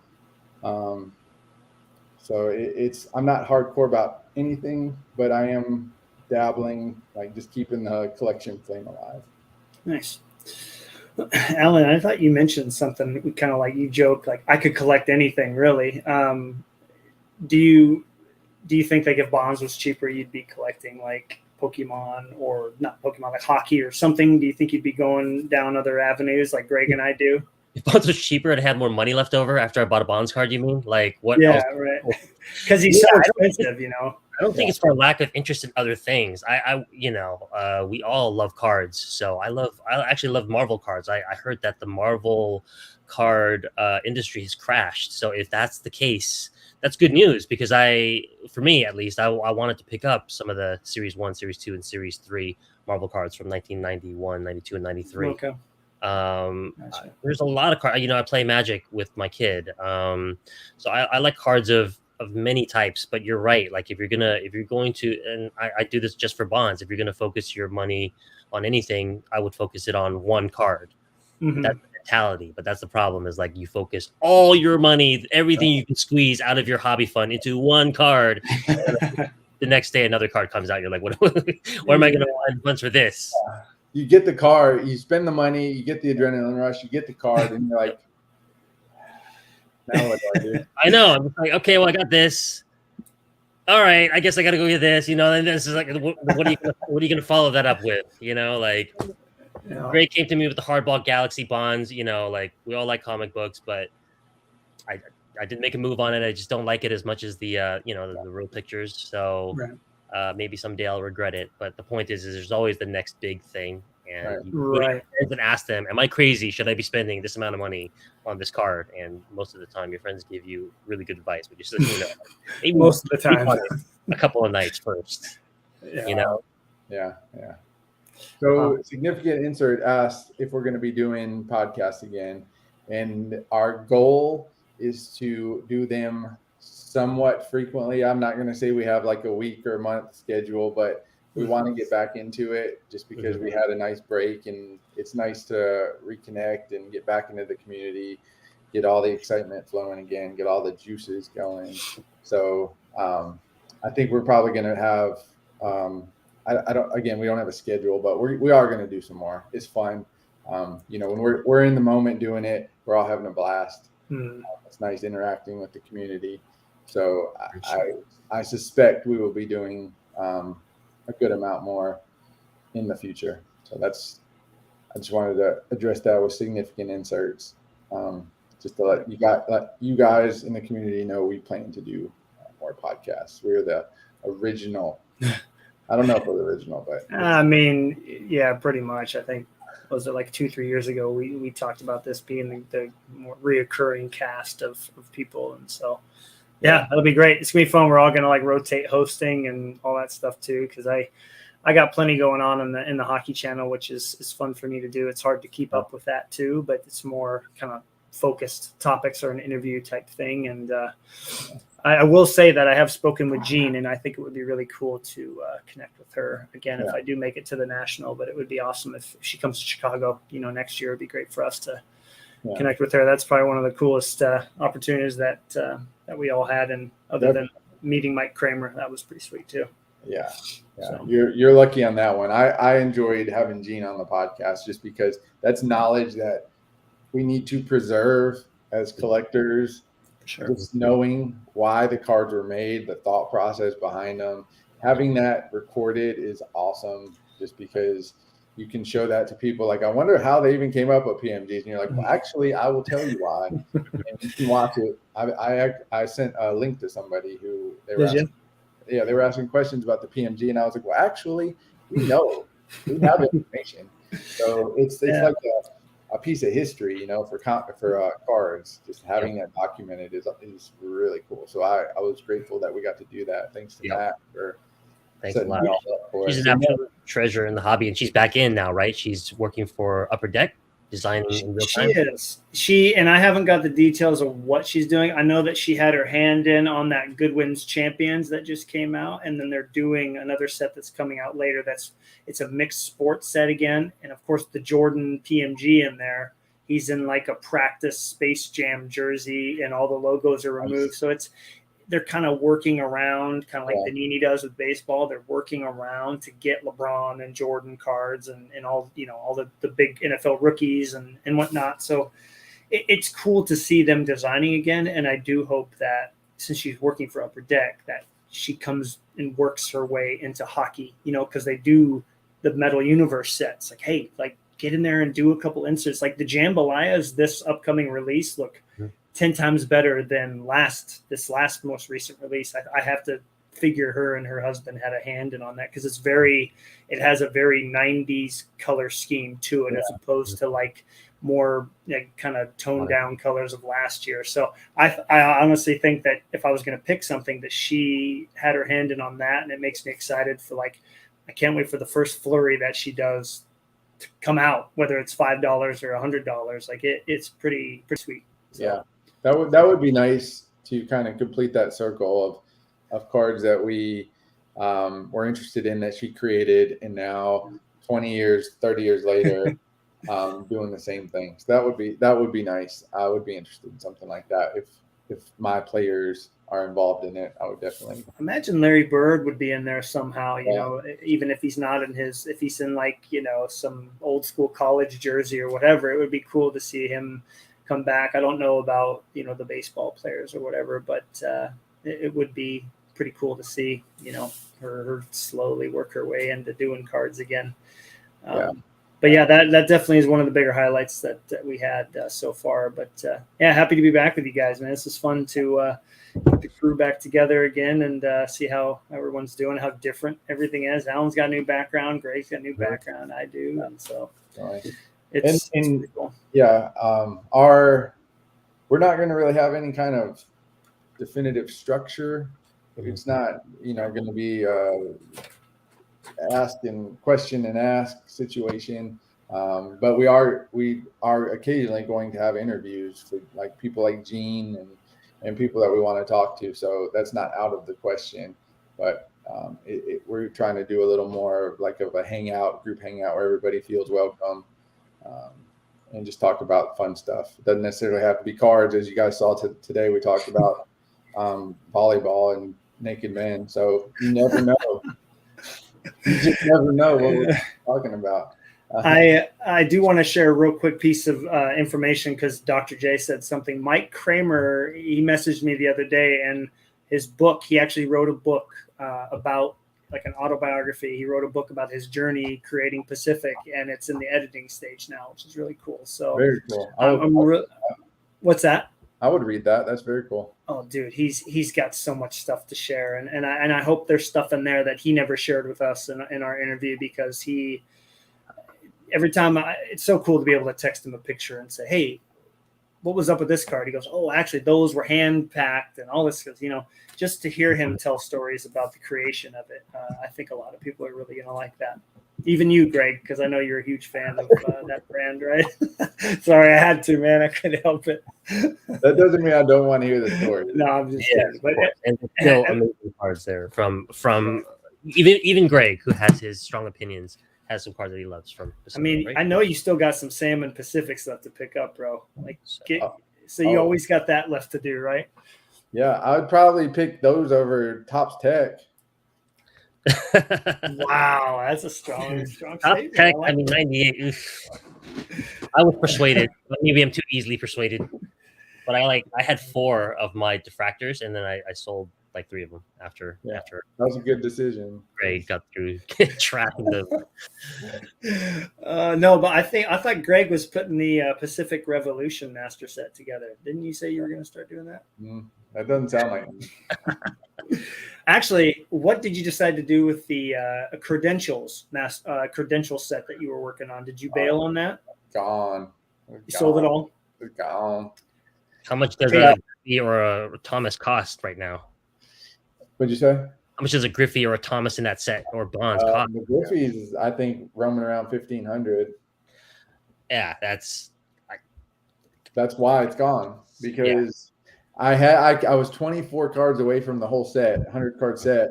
I was 24 cards away. I still needed Bonds and McGuire, Jeter, and they hit the astronomical prices. I'm not going to pay that for the set, because I literally bought the Griffey for $125. So. So I was thinking, all right, I can probably get the Bonds for 75. I can make this work. This is gonna be a cool set. And then it suddenly blew up, and the Griffey's going for 1,400. The Jeter, whatever Jeter price is going for. So I was like, I'm never gonna be able to put this set together. And so I sold off all of the big guys, and I had a fellow collector buy all the singles from me. Good. He wanted to put the set together as well. So I sold those off. I even sold the Frank Thomas. That's gone. Did you not have one already? Did you have a duplicate, or was that? No, I sold my only Frank Thomas. I do have the Essential, though. Oh. That's not getting sold. No, that's staying with me. But I didn't mind selling off the regular credential. Because you feel as if you'll have another chance to get that card. There's it's $299. Yeah, 300 of them out there. So, yeah. I'm not. Oh, go ahead, Greg. I was just gonna say I don't anticipate not being able to find one. The Essential credential is a little harder, but $299 is not really that big of a deal. Yeah. I still peek at the A-Rod stuff. I was just telling Alan this the other day. One recently went for like 300. The credential, so I was like, and then the Essential was like 700. Yeah. Wow. I think I sold my Alex for like 220. That's incredible, man. Oh, wow. That's amazing. It's such a dumb picture. I'm gonna hate right now. Sorry, Gene. You guys took the worst picture of him on that card. Right. Don't get me started on pictures. You mean, has anybody got their camera ready? It's like, yeah, I need to get that blown up for you. Oh man, it's so bad. The superscript. I showed you guys the superscript. Mm-hmm. He's like, "Hey," in the audience, like somebody in the crowd is like saying something, and he's like, "Hey." And that's the picture they used. He must have been a total goofball. I mean, that's how they depict him in, on baseball cards. Was he the class clown? I don't think so, right? I don't think so. I don't know if he just had beef with all the photographers and the designers. Like, let's get you stretching. Full frontal. It's so frustrating, because I'll see you guys with like your awesome cards, and then my guy's like, "Hey." I like that. What? Alan, what about Bonds though, dude? Because you do a good job like talking about the photo on a card, like the significance of that. Have you found a Bonds where you're like, this is like the worst picture ever? Have you found? Yeah, I mean, there's a couple of them, right? The superscript Bonds out of 25 just went for like $1,000 from 1999, and it's just him sort of hanging out like for a GQ magazine shoot, right? and I just I can't can appreciate that. G for that. I just couldn't do it. Couldn't bring myself to do it. Like I came close, but I couldn't. So I mean, there are garbage pictures of every player. There are pictures that are so bad, like the 1999 Star Rubies, that it's one of the top cards I still don't have of Bonds. But I don't know how happy I'm gonna be when I finally get it, because he's wincing after having struck out or something. So it's like, oh right. So yeah, pictures they do matter. They do matter a He lot. found it. As bad as the Bond picture was, it can't really hold a candle to this. This truly is. He's like, hey, what'd you say? Hey. Do you think that one's worse than the Pinnacle Inside? Because that was the one that you dogged on for a couple of years there, Greg. I mean, at this point, I'd rather. I don't even know, man. Which one would, if you had to keep one, which one would you keep? I keep the Pinnacle Inside. I think I'd keep the die cut just because it's the die cut, and he's taking a picture, and I like pictures, so. I don't know how enthusiastic you are about it. It wasn't a candid camera shot like the one you just showed us. Like, why did you take that picture? Like, how did it even make the? How did Upper Deck decide on that? Right. Like, just give me the standard issue, like. Just give me that. I'll take 10 of those over just a hand. If in doubt. I'm curious though, because as you're talking about pictures, Greg, I keep going back to your favorite one, the Fleer 97 Fleer card. Or was it 96? Oh yeah, no, it's the 97 Fleer. That from behind, like as he's like getting ready to rip into one, it like right through the netting. That's the one, man. That's the one. I'll pull it out. Yeah, because it makes me think like, what's everybody's favorite picture on a card? And like, what about you, Matt? I mean, hockey cards, especially goalies, picture are the best. Yeah, it's hard to find a bad one. It's hard to find a bad picture. I'm gonna go grab it while Greg is showing his, because I know exactly what card I want to show. Yep. Okay, all right, let's see it. Yeah, the sun glancing off the helmet like that. I mean, that's like a perfect summer day, right? Yeah. I mean, so, and this is the Tiffany. So it's got like the rainbow foil. You can't really see it with this lighting, but it's got the rainbow foil on the nameplate. That's just, so I did my best to get a hold of this photographer. So I wanted like the actual picture. Original, sure. Right, yeah. Is it a Getty? So I can't remember. It's been several years now, but I attempted to get a hold of him, and he said, yeah, I took that picture. And I was like, oh, sweet. And then I messaged him about it, and he like just ghosted me. Oh, no. Yeah, because I was going to get like a big, like a poster, or I was going to put this on my wood case. I was going to do something with it, just have a framed picture of it, because it is my favorite salmon picture. So yeah, I might try to hit him up again recently. Maybe do it, dude. That's it. This is the opportunity. Might not knock again, right? Well, since you asked, Alan, I mean, what I love about collecting Fleury is just how much fun he has when he's playing, and he's still playing. But like, he'll make an amazing save.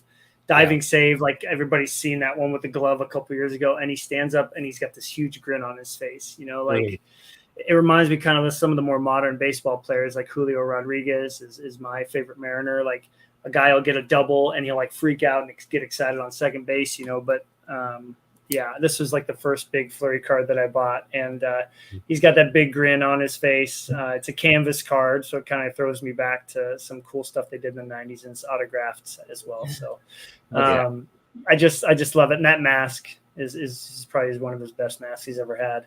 So that's one of my favorite pictures on the Fleury card. It's hard to vote against that when I think about it. So it says UD canvas, right? Is that it's like the canvas print? That's like the feel of the card. Yeah, it was released in Upper Deck Clear Cut, and so it's a 1 card per pack type deal. The blue auto is out of 25, but this was the one that was available, and actually price wise, it's held its value. It's about the same as what I paid for it, believe it or not. So it's cool to get a card, because that's the only card with a picture, like a close up of him smiling. It's the only one they have. There's a lot of him when he's like smiling from a ways away, but. That's the best one, and that was my first over $100 Fleury I paid for. So special card. That's awesome. Yeah, I don't know that much about Fleury, but I do remember one game I was watching when he was still on the Penguins, and he'd given up like 6 goals or something like that, but the Penguins had scored 8, and he just. I don't think he's a good puck handler or something like that. And he tried to puck handle or something, and he fell, and it was embarrassing. Crosby was making fun of him, and he was laughing back, and it was just hilarious. You know, they're having a good time playing. So yeah, this is when he was at the lowest point of his career. People questioning whether he still had it. You know what I mean? And he was still having a great time, and they still love playing with him. So, Dr. J, yeah, it's okay. It's in good hands. Jeremy has it. He's taking good care of it for me. Yeah, that was a fun story. But when I sold everything, it went to the Quantum Leap. They all went to the people that I wanted them to go to, including a very special one, right, Alan? Yeah. So, anyways, it helped get me. You know, we'll talk about that. No, it was awesome. It did a good job. I'm honestly surprised you did get rid of the Quantum Leap. Yeah, it was one of those deals. The only person that would get it was Jeremy because he regretted selling his. And for me to put this Fleury collection together, there's no way I could have done it without selling everything. And I'm one of the guys, I don't know about you, if you could do this, Greg or Alan. Once I started getting rid of a few of them, the itch was scratched. And I was like, well, I found a guy who would buy almost all of them practically. And it was hard not to just go for it. And then the big ones were left. And I knew, okay, if I'm going to let these go, I don't want them to go to, I'm not going to name names. There's just certain people that I know are like in the investment type on different forums and stuff. I'm like, I don't want them to go there because then they'll just keep changing hands. Right. I want it to go to somebody who's going to keep good care of them. So just like I'm sure if you sold your bonds, Alan or Sam and Greg, you'd want them to maybe go to somebody who loves that player close to as much as you do. Yeah. So I knew Jeremy, there was a few that he really, really wanted, and he'd always ask me about, you think about moving this? So it was easy I called him up and we figured it out. So I'm very happy with where they all went. Yeah, I feel like it's easier to sell to a fellow collector than just like eBay and Rand. Like you can convince yourself to hold on to stuff if you're going to sell on eBay, I think. But if you got a fellow collector kind of hitting you up and initiating conversations and somebody you're close with, if you're selling, I get that with fellow. I've seen, I think with Jose Canseco collectors, the same cards pass through the cycle over and over again. They do. Yeah, so I get it. It was tough because you know how much I wanted that, right? We were at the National, and I think that was the card we were all looking for you. Yeah, no, dude. But I mean, and now it's going to be a different one. It's going to be a Fleury that, like right now, I have a visual want list that I posted. I don't know. You guys aren't in that. Alan might have seen it because I'm in that one hockey group. Yep. I found a site of a guy who has like every Fleury. You could like every one. He has every 1-in-1. Like he's got them all. So I picked like less than 50 obtainable cards and I put them in like a visual little grid. So that I'll just be able to just try to slowly pick them off. And I think it'll be fun to do that because when you have goals like that, rather than just like that one card, I think it makes me feel like I'm, working my way towards something rather than like this holy grail, which this was the holy grail at the beginning of the year. And now it's in my possession. It was a really cool story. But this was like the quantum leap for me with Fleury, and to find a guy who I traded a card that I didn't have a duplicate for to get it. It's probably the only time that I will move a card that I don't have a second copy of to get like my holy grail. So it was a fun lesson to learn. It'd be like you trading your Frank Thomas PMG for like a 24 karat Frank Thomas, not that would happen, but like figuring it out. That's interesting because I was talking to Alan not too long ago about that concept where would you trade a card you only had one of for a bigger goal? Would you do that? And so that's something we were talking about. Like it would be hard, but it would be just dependent on the ultimate goal. Like is this card so much more important? Like if you had 7 refractors, 97, 96, 98, 99 for, an essential credentials, are you going to make that deal? Or is that something you're like, I just want to pay cash for only? You have to, that would be a tough game time decision to figure out if you would really swap something that but it just depends on the population, you know, the number of serial numbers. Right.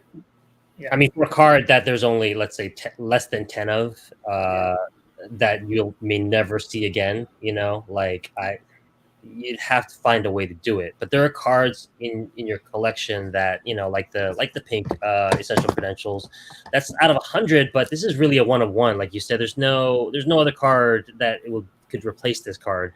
So this is one of those irreplaceable cards. You can't move that one, but there are other ones that you would have to consider moving, you know, like, I don't know. Each of these are so precious to me. I'm looking like, what would I let go? All right. I don't know. I've never had to actually do it, so I wouldn't have any. The card I traded was definitely one I did not like because it was this had the same like black background, and I don't know, Greg, if you've seen any like modern basketball that have that black. I think Noir, Panini Noir, they scratch super easy even before they come out of the box. Like they're already scratched, and so when I scanned that card in, I was like, this card looks terrible. Like there was all these weird things. It's called color coded from the Cup, Alan. I don't know if you've seen that, or maybe Eiserman has one, but the Fleury, like he plays with the Golden Knights, and it was a silver ink auto. I'm like, why is this not a gold pen auto? This would be so much better. And the picture of him is way zoomed out. So I got it because they're an iconic card right now. Everybody loves them, but I got it cheap, and I'm like, I think I could see myself moving it. So when I offered that and a Tristan Jarry autograph rookie card, and he's been playing, or he played well this year. Daniel, got to give Daniel some credit. He's from Australia. He said, okay, let's do it. This is your Grail card. I want to help you get this card. And it was just an amazing experience. You know, I'm so happy that I had that card to be able to trade, because if it wasn't for that, this card is not with me now. And I doubt I'll ever see one, because those artifacts cards are extremely hard to find. So yeah, awesome. Pretty cool. But it was just like the perfect situation, you know, and I hope that maybe with that collector's choice salmon, that maybe there's a way you can be like, about this salmon, or you know, like some way to trade something. There's no telling what it would take, but it's just I have a few select Barry, Salmon, Frank birds that I would get rid of. You know, I had that one at the National I was willing to get rid of. That's right. Bird.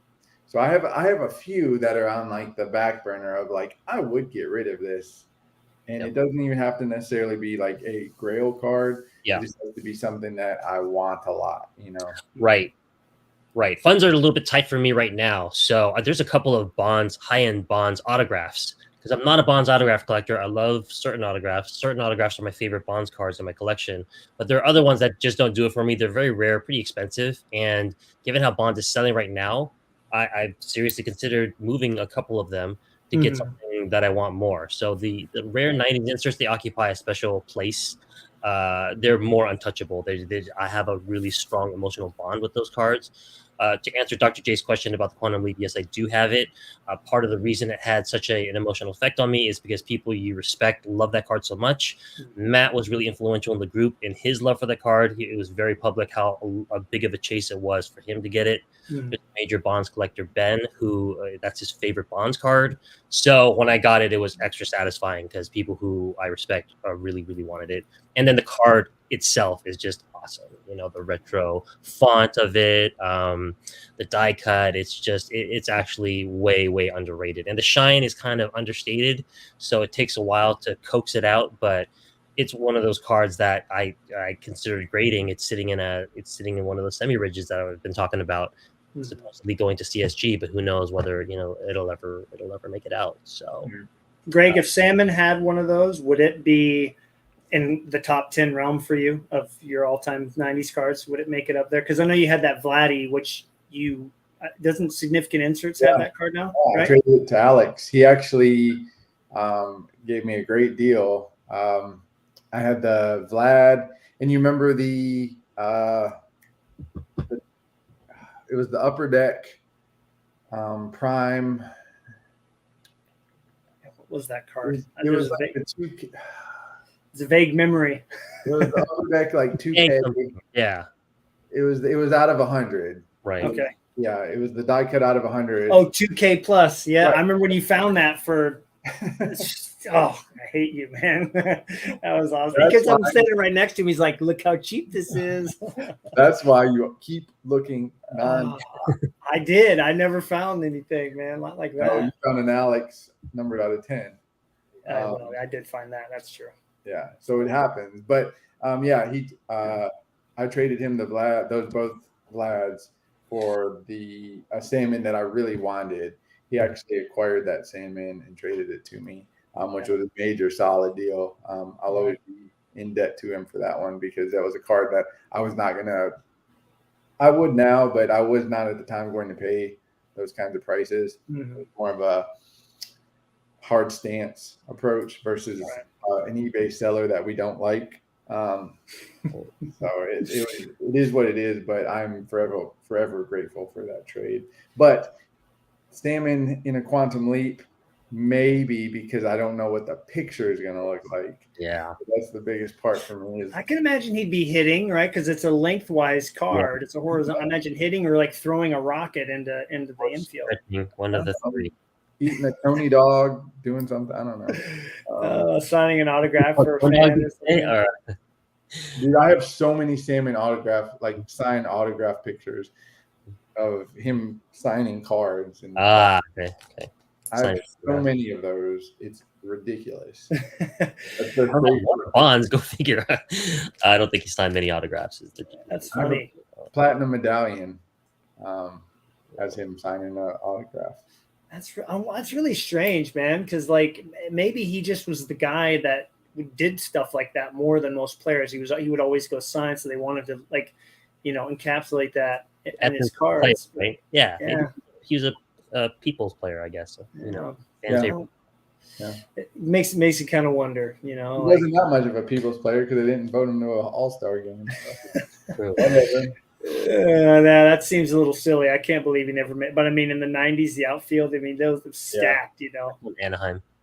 Oh, there it is. That's a great picture too. I know it is. They finally gave him one good picture out of all the cards. I wish he was taking a picture or signing an autograph in his PMG. You'd really love it. I would be so mad if this picture sucked. I mean, that card, every time I look at it, it's just perfectly designed. Look at the font. Look at the ovals around. And I mean, it's just a beautiful card. It's not busy. It's just amazing. Yeah, I'm very grateful that this picture is solid because I would be heartbreaking, kind of bummed if it was a stupid picture. Yeah. No, that's really cool, man. I think all the guys on the PMGs not only got good pictures, but they got a good background too. That just made those cards the best, Well, Sandberg, he has an awesome one. Oh, that one's sick. The rhinoceros, right? Yeah. Nope. That might be the best one. Back, man, that is killer. And then I think who has the San Francisco trolley? It's not Jeff Kent, is it? Jeff Kent. I think it is. Yeah. That's an awesome one. How did I miss out on the Jeff Kent? I'll the next one, I think. That card is awesome. Yeah. I've got the Paul O'Neill. It's got like a skyscraper. They're just the backgrounds, man. They're so cool. So cool. The Jeter. I mean, yeah. Not only is it Jeter, but he's got the Statue of Liberty behind him. Like, come on, dude. That's just the set. Ever since the beginning, man, I've been a strong advocate of 98 PMGs because those backgrounds, just even the backgrounds are so cool. Like, and then you add that hollow foil, the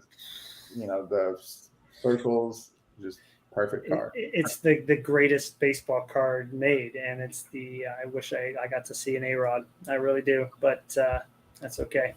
Hopefully they do it in hockey. That's the thing I keep hoping for, is because it was a former design. I'm like, well, Gene could be like, hey, we can make these, let's make these out of 25 or something, or maybe do it out of 50 and get that design back with modern hockey players on it. That would be a dream come true. It's not happening this year. They're doing this again, but maybe next year. Maybe I should send her a message. Please make it happen. Will you? Can I see that green one? Yeah. So, is it like? I don't remember. So, is it like an etched shining, or is it's a very, very subtle etch. if you look close enough, and I'm not going to be able to pick it on the camera, the background originally is bricks, and I can find the original card for you. I have it next to me here. It's nothing that really pops off. You know what I mean? But I think just like Alan said, because it carries that look of the original and it's numbered out of 10, it just, there's the nostalgic factor alone carries the value, because it's honestly, I mean, he's in one of my favorite jersey setups. So there is that, but it honestly isn't that great looking of a card as compared to what you just showed. I mean, that card is just filthy. Those 98 PMGs will not be touched in my mind. Yeah, you can't beat a 98. No. And baseball doesn't have 97, so that's always been a reason why I've never had a reason to get anything like that. The Barry is the Barry only. Sanders. Yeah, Barry Sanders is my only in on that, but those cards are ridiculous. I'm never going to own one of those. Yeah, they're not worth. I mean, they're, if you don't have another player or your player doesn't have any others, then of course you got to grab that one. But like with Fleury, like with Barry, you have the 98, don't you? Yeah. So why get the 97? This is the original, Greg. So it's just got. I mean, they kind of did like a cool design. You know what I mean? Like it's not comic booky. Like the ones now, but it's cool. It's a brick wall and he's a goalie, which I think is great. Yeah. So, but you can see like it's there. It's not there anymore. Yeah. So, well, I like those. I think those are really neat, and I just like the greens and the reds. I think they even have blue too. They do. Yeah, the blues are out of 75. 50. Sorry, I'm messing up here. I was thinking 75 is something else, but yeah, they're not as popular because I was asking my buddy Kelvin this. I'm like, dude, they're numbered less than the reds, but the reds are outselling the blues. Alan, you notice this because it's not OG. The reds are OG, Right. And that matters to people. Yeah, it does. Too much, in my opinion. But hey, well, there's similar mentalities in comics. They'll have a first appearance of like Wolverine. His actual first appearance isn't as popular as his full like issue cover, the next one, the next Hulk. So like popular opinion really matters because it kind of dictates prices and popularity. It does. That's what I meant by overrated, I guess, because PMG. I mean, PMG. Look, I have had moments where I thought I liked my PMG more than my Essential Credentials card. Like that's how much I like the card.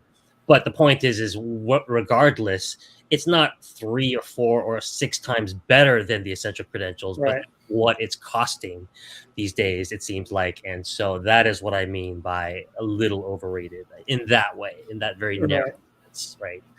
So, but like the card itself is, like you said, the perfect baseball card. There's no gimmick to it. It's just cardboard with some foil board on top of it with impeccable design, right? There's no gimmick. Essential Credentials, as much as I love it, is pretty gimmicky. And there's a bunch of other cards that are pretty gimmicky. That's just there's no laminate cover. There's no whatever plastic thing they put over baseball cards these days. None of that. It's just cardboard. Yeah. It's really interesting though. I mean, it's just like with the Marvel stuff you said, because it says PMG, it's selling for so much. I mean, that's just, it's interesting when you come into collecting, you think, I like this player, which card should I get? And if your player is in the 90s, if it's not the PMG, it's either a refractor rookie or the Essential Credentials. Like that's just where you go. From the get-go. It seems like if you have a 90s player, there's going to be one card, at least one card that is the card to get for your player. Even if it's like Rico Bronya, and that's a 96 select near gold. That's the best card you can get of him. Right. There is one card for everybody in the 90s, I feel like. We have that David Neese collector who wants the that's right. The Upper Deck Electric Diamond Gold. That's right. Everybody has that one card that they're just hunting for, searching for, like the unicorn almost. And that's what I like about the 90s is there's just so many cool sets that everybody's looking for something, and there's always that grail card that all the 90s players seem to have. Can you throw this on me, Greg? Alan knows what card this is. For 90s collectors, there's no PMG. This is the card right here. This is the, let's see if I can get it to, there it is. Yeah, nice. Yeah, it's a mirror gold, but it's better than that. It's a platinum mirror gold. So there's like etching on it as well, as you can kind of see it playing in the light there. This is definitely like the card for a 90s player to get. And it was fun. It was so fun to grab this card of Tebow because, like you said, the 90s, they have those Grail cards. And it was fun to use that knowledge of us hunting for stuff in baseball to find out what is the card. It's either that or the Zenith Z Gold in hockey for some reason. Those are ridiculously expensive. Or the 98-99 Bowman's Atomic Refractor, which is like a combination of the 98 and the 99 baseball put into one card because it's got all the cracked ice, but it's also got the 99 design. So, because we all know the 99 refractors are not that great compared to the 98s. But to see them, put in the same card, those were the two that I as I looked at every Tebow that was ever, made from the 90s, those were the two that were like, I need to get those. So, Yep, you're right. There's always something in the 90s that you can find in every sport, And the baseball mirror golds, I think, look absolutely incredible. We were talking about that, I think, last year. Yeah, they're subtly different as well. They have like an overall gold hue or tone to them that football and hockey don't have. It makes a difference. It's that subtle color change really makes those gold pop for baseball. Right. It's a materials difference as well, because in baseball it's foil board, it's cardboard again, whereas in hockey it is whatever that plastic layer they put on modern cards, that shiny layer, it's on there, like it's the same layer that's on this, this is not just cardboard. There's a plastic layer above this upon which the shiny thing is pressed. So that is, it's definitely not ugly. Some people actually prefer this, but it's totally different in my opinion. Can we, I know we're at 2 hours, so I don't know if you guys are getting to that point, but there's a really interesting question that I'm curious about from Dr. J there, Greg. Do you see that? Yeah. What do you guys think? God, that's a loaded question. We could I want to host an entire episode on. 4 hours later. Right. That's save it type deal. That's a crystal ball situation right there, but yeah. 30 words or less, go. Higher than it is now by a lot, because we won't have died off yet. Ask me a 30, 40 year time horizon, that's different, but 10 years from now, it's going to be a lot more expensive than it is today. It's my opinion. Don't think there's any doubt about it in my mind. Well, you brought up a good point. We're in our like peak ages. Yeah. We're not going to stop collecting in 20 or 30, in 10 years. Not in 10 years. Yeah. We're going to just have more stuff, and it's going to be even more put away in even more boxes. So nobody's going to see it. So when it actually comes out, you're going to have a bunch of us who want that card 10 times more now because they haven't seen it in 10 years. So the wallets are going to start coming out for the mirror golds and PMGs. There are Bonds fans who love baseball cards who are not back with us yet, right? And when they do get back, there's going to be one less of these out there. This is already out of 25. Now it's out of 24 because they're never seeing this one again. Right. Just that's what's going to happen for the next couple of decades, I think. And then with that, I have no idea. And, I feel like everybody's got a price.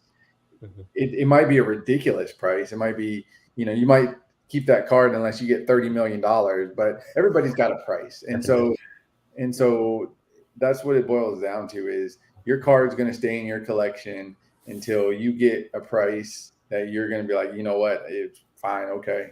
And that price may never come to fruition, but I think in 10 years, a lot more people are going to be wanting stuff like that. So when it pops up, they're going to spend that extra $5,000, $10,000 just to get it because they've been searching for it for 10 years. Yeah. Right. And regardless of what you think of the bubble right now, or whether you think it's a bubble right now, we've normalized now spending ridiculous amounts of money. Like we've taken it several standard deviations away from where it used to be. So Right. now it's like a normal, acceptable thing to spend this much money, like an insane, unthinkable amount of money on a baseball card. Well, I'm so glad the PWCC thing doesn't work anymore because I drove myself crazy when I got into Fleury, you guys. Oh gosh, I mean, it was bad. It was so cheap when he was like getting toward the end of his years on the Penguins. Oh yeah. All of my Penguins most wanted cards that are on my want list were $50 or less. I would have been in my A-Rod realm and got everything. And but then I was like, well, it's the same as A-Rod 10 years ago. Right. You know, you could get a Flair Perfect 10 for $150. I mean, Right. that card now would be $2,000. You know, so it's one of those things where it's like that for everybody. And when you sell something, you sell it and you move on and you don't look back. Although it's kind of cool to be like, oh, it's cool that this is worth more. But same when you buy it, you pay what you need to get. You know, pay what you have to now, and you accept it and you move on. Like I'm more willing to look at prices of cards that I have than cards that I've sold. Yeah, of course. Uh, Man. it does sting more, doesn't it? Yeah, Young Guns 9.5 BGS goes for. I don't want to know. No. Yeah. I don't wanna know. It just hurts too much to think Yeah. about, you know, what could have been if I would have just sat on it for a little bit. So I try not to do that. I do miss the website though, PWCC. I Yes. miss that. That was like Look through. that was my daily tool. I use that thing so much just for information, just to look at car. Like how Yeah. much did this go for? Like what's a good price now? Yeah. Not having that is such a disservice to us. It's cruel. Well, if their algorithm or whatever they were using to get that information exists for them, it's got to be out there somehow. Like someone can get to it, but Yes. who? The closest thing that I found is the Maven website. Which How far back does it go though? Several years, Does it? but it's not as accurate as PWCC, and it's Oh. very finicky on the searches. So I'll look for something, and if I don't have an S, it won't exist. And then if it's not titled the right way, it doesn't show up. But Okay. better than nothing. I use it. I don't know, not that often, but I do use it, but not like PWCC. That thing, I would look at like 30 things a day, you know, and that was like a daily thing for me. Huh. I miss it. I don't know. It was just when it was still there, I looked up, you know, like a Fleury patch auto from the Cup, and it's selling for $35. I'm like, this is some BS. I mean, COVID A made everything go up, and B, his popularity with Vegas drove his prices triple, quadruple what they were within like 2 years. It was like, what the heck happened here? You know, obviously I was like, well, I wasn't collecting and move on, but it was like, this is stupid. $35. But then you could say the same thing for PMG of Bonds 5 years ago, that one Allen has. Right. Even a PSA it was probably like $300-400, you know. So Well, depending on what period you're looking at, if you're talking about like the late 2000 or 2010, right around then, Fleury was he was in the nadir of his career. He was seen by a lot of people as maybe being one of the worst starting goalies in the entire league. And that's why he'd been relegated to the bench. And yeah, then that was like 2015, yeah. yeah, and then he had a second career, and now he's a surefire Hall of Famer. So I don't think anybody could have predicted it at that point. Well, even when he won a cup, his stuff was still like $50-60, but that was in 2009. You know, obviously the dollar has inflated a bit. So, yeah, but it's just interesting. You know, I guess overall, I'm kind of warming up to the idea, Greg. Like, it would be kind of cool to like, let's see the path of this card. It'd be kind of cool to chart, like, you know, the PMG green as it's been selling, or Allen's PMG, or your Barry Sanders, even how fast those went up. Be kind of cool to see that. There's, I have the app. Let me see what it is. It's, card ladder. Is it just an app, or is it also a website? I'm not 100%, but I used it not too long ago. I think you might need a membership. But it was like specifically tracking cards, and it would even do so like a PSA 10. Like I sold my PSA 10 Larry Bird Kaboom, and so it had that recorded on the app, and so it actually had it tracked. You know, any future sales for that card. It showed my sale, but it also had other sales for other kabooms for Larry Bird that weren't Okay. PSN. But it seemed to do some tracking. I do think it requires a membership because it obviously hinges upon somebody putting in this information and keeping track of it versus I think an algorithm. But I don't know. That's beyond my little brain. I'm just a collector. But I do know that app might be useful. Yes, for 90s stuff. Those guys are big. The designers of that are big 90s basketball guys. Yeah. So track 90s cards, I think. Okay. Yeah, I mean, 130 point is all I've used, but that only goes back like 3 or 4 months. You know what I mean? But the only nice thing about it is it shows best offer prices that have been sold. So when you're selling modern stuff, more for Fleury than anything else, when a guy's like, I want 500 for this, I'm like, dude, the last 3 have all been accepted under 300. Like, it's not going to happen for me. So it is nice for that, but that's about it. I don't use it that often, really. But it is cool, you know. It's cool to track the stuff and see how quickly things are changing, you know, like especially when basketball season starts out. I don't know if you follow it, Greg, but Anthony's, you know, there's a couple of players that I bought a few of to kind of like store because I was tracking their. So it's fun. It's fun to see it. Basketball is the closest thing to stock market. I mean, that is such a volatile market. Yes. It's insane. I could never. I tried in 2017, I think, to mess with basketball, or 18, I don't know. But it was beyond me. Like, just the sheer amount of research and keeping up with the daily stats. It was insane. It was an insane time. I wish I had just a few of those top Steph Curry rookies that I used to have a long time ago. I'd be able to buy every Fleury I wanted. It's crazy. But that's just because, I mean, he's gone to the finals. Hockey is kind of similar too. You know what I mean? Like Igor Shesterkin, Alan knows who that is. He's the goalie for the Rangers right now.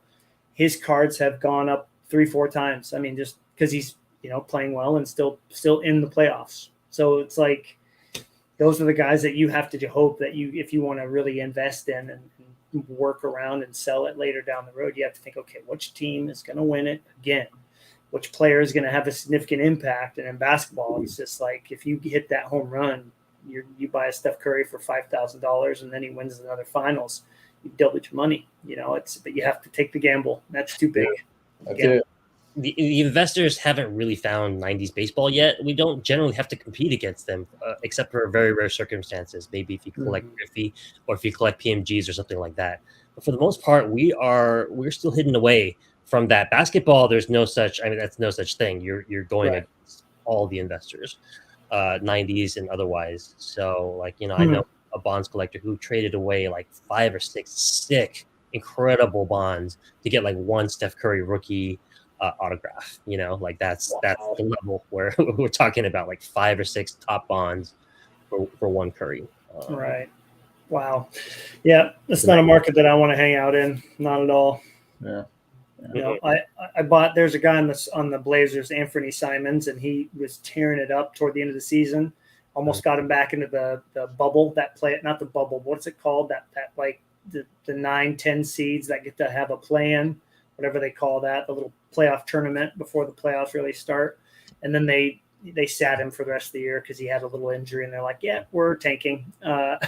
But I bought a couple of his cards really cheap, and when he and Lillard start playing, I'm excited to like watch it just go ridiculous, because that's what that market does. So ridiculous, so dumb. I get that because I have an Acuna autograph. That's right. And so whenever he does good, I'm like, do good. Do good. Have you gotten close to, like, if he would have been playing in the World Series, would you have moved it when they won it? I don't know. I think about it, and I thought about it, but I've got like Trout vision. So I'm like, if I just hold on to it for 7 more years, you know, 100,000. Somebody's got to be the next Trout, and why not? You know, Acuna's got the potential, so he could be good. Yeah, he could be. You know, he's cocky, but he could turn into somebody who is, you know, a high level player. So I of the hobby. don't think I could sell it for less than 10,000. I don't know. You never know, though. Could it be that someday? Could you see it? It's already at like 30. Yeah, Okay. why not? 10,000 is almost nothing nowadays. Don't say that. No, there's so many cars that go for 10,000. So much garbage cars that go for $10,000 nowadays. You know what I mean? Like it's like, that's true. that's how much money is splashing around right now. Who knows what happens when this all calms down? But yeah, I'd like to see. I will say, Greg, that Tyler and I went to a baseball game, the Braves versus the Pirates, and I'll give you one guess who won that game. But he hit a home run in that game. I think that was a week before he got hurt. It was amazing. Guy threw like a 90, I think it was 98 mile per hour fastball. And right as that ball came out of his hand, Acuna knew it was a fastball count. And to watch him turn and the sound of that ball coming off his bat, it's got to be the loudest home run I've heard at a live game. And it was like a line drive home run, almost like Stanton out of left field. And as soon as he hit the ball, you knew it was gone. It was beautiful. Got one of the nicest swings in the game. So I enjoy watching him play. He's very passionate. So it's fun to watch him play. And I got on the Acuna train for a little bit. I haven't bought anything in a while, but I am sitting on a few cool cards of his that I will probably keep for a long time. Very cool. And it's fun, Alan, I know you don't do this again because Bonds is so expensive, but it is fun when all of us follow sports. At least I have more time to do it than maybe Alan does currently. But it's fun for me. Like I watched Anthony Simons and I watched his highlights and he was playing just as good as Damian Lillard. I'm like, if this thing gets good, his stuff is going to go crazy in this market. So I grabbed Prism Silver and all these things. And same with baseball. It's fun to be like Glass now. Like when he's healthy, if he ever plays a whole season and wins a Cy Young, I'm sitting on an amazing stack of cards right now. You know what I mean? So it's fun to root for these guys while also collecting them. So I know I do envy you guys, because I am not diversified at all. It's just all Barry Bonds, like when I want to sell something, I only have pretty much Barry Bonds to sell. So I'm pretty much handcuffed by my own market that I have such a huge hand in contributing to, there was the molten metal today of Bonds. Joe sold that today. It ended. It was an SGC card. Asking was 10,000 on Facebook, but it ended up going for 3.2K. So still a strong sale, double what I paid just a couple months earlier. But in 2 months it went up that much. Unbelievable. But that tells you the difference though, because the Griffey sells. The Griffey must sell for like 40,000 or something, is my guess. That's so much money. And here I am getting all bent out of shape over 1,000. Yeah, well, that's what I was saying. I was like, I don't know, but that's how much it's going for right now. So, unbelievable. Yeah. And that's the SGC thing. So you're asking what the difference between SGC is and CSG. This is the new label for SGC versus CSG. So. That is so clear, though. That one, I like the black frame for sure, but man, that CSG is so clear. This is crystal clearer than any One Touch, clearer than it's the clearest piece of plastic we have in the hobby, in my opinion. Me being a Pro Mold fan, dude, I'm all over that. Yeah. Oh my gosh. Okay, well that's interesting. That's just nuts, though, man. To think like a card that expensive can double in price that much. It just shows you the demand for Bonds' market. We need Salmon and Fleury to have equally demanding markets. Although I wouldn't be able to buy anything anymore. I could pretty much buy my own house at this point if it got to Bonds'. It's just crazy. I'd be in a good position if Salmon. He just needs to be like a coach or a GM and win a World Series his first year as a GM, and now everybody wants Tim Salmon cards. But your only avenue in, I think. I don't know. Maybe he saves some puppies or something. We're back on that. You've used that. I love that example. Fights, fights crime or something. Somebody find out he's a vigilante. He's Batman. He saved a school, and so now everybody wants to buy his stuff. But I have enough doubles that I would be comfortable getting rid of that stuff. Blow those off the cash. The glass now won a bunch of World Series as a manager. Do you think I'm not sure how much that would have an effect on? Yeah, I don't know. It would nowadays. Absolutely, man. People react to everything, dude. There's this new document. Dude, when Kobe Bryant's documentary comes out, y'all realize his market's going to go crazy. Can it go any crazier than it has gone? Sure. Nowadays, why not?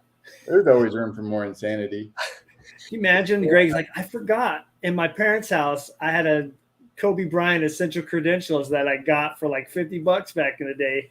Geez, Greg would be able to pay for the honeymoon times 3, dude. Insane. Yeah. I had one Kobe. Well, I take that back. I had a few Kobe's back in the day when he was a rookie. But those are long gone. I even had like a finest gold embossed. But really? Those are way gone. Wow. I have to admit this, and it was just I didn't have much money, and I spent all my money on a box of National Treasures basketball the first year Panini did it, and I pulled a redemption. I pulled a redemption for the Kobe Bryant nickname auto, and at the time I got $500 as a redemption for it. Wow. But if I had redeemed that card and I had just done, it would have been so hard because I know I've sold stuff over the years. If I never sold that card, I'd be in a good spot right now. But shoulda, woulda, coulda. But it was cool to know that I'd actually had a copy of that at one point. Yeah. It's one of his most expensive cards, I think, because it says Black Mamba on it. Wow. National Treasures? Wasn't the box of that like $500 or something? It was. I've done it. I did it one time, and I pulled that card. I still can't believe it. It was incredible, man. It was fun. Is that a 6-figure card? A high 5-figure card? Nowadays, I think it's high 5-figure. I would say, especially if it's graded. Which I don't know why you would do that, but it is. But it's cool. I think we've all now had a pretty significant piece of history in the hobby at some point. PMG or whatever else for Barry or Bonds or now Fleury. It's kind of cool to see that we've kind of come full circle, because when we first did this, none of us were buying these big cards. So it's pretty cool. No. Yeah, we were pretty small timers. But we were very knowledgeable. I think that was the coolest thing is we were just building up all this knowledge. Between the three of us, we had just a wealth of information, but we weren't spending very much. Yeah, I know that's true. Can you imagine if we would have told each other 3 years ago, hey, Alan's going to spend this much, Matt's going to spend this much, Greg's going to spend this much. No way. Right. I would not have expected that. No, but it's all relative, though. I think it's definitely been worth it, 100%. So, yeah. Well, I think we can wrap it up. I had a great time talking with you guys tonight. We're going to do this again. So I appreciate you guys making the time to come out. I appreciate all the community members joining us. Posting a ton of comments. I'm sorry I couldn't get to everybody. It's hard. It's hard to do that, but I'm trying to implement that for conversation purposes. So I do appreciate the comments and everybody. Likewise, I had such great fun today. I was really looking forward to it. I'm looking forward to the next one. I don't know how to see the feed of live comments, so I actually didn't see any of them except for the ones that pop up that the general audience sees. So I'll discuss it offline and try to figure it out. I'm looking forward to reading the comments later on when they pop up on the YouTube feed. Yeah, there was a ton of them. There's like on the right, there's like a view comment button, live comments or something. But yeah, I think it's when you're on a desktop or a laptop, you can see it. So yeah, that's the most comments I've ever seen. It was awesome to see all the excitement of us coming back. And I can't wait to do the next one, man. This was really fun, guys. Thanks. Yeah. All right. Bye, guys. Bye-bye. All right. Good night.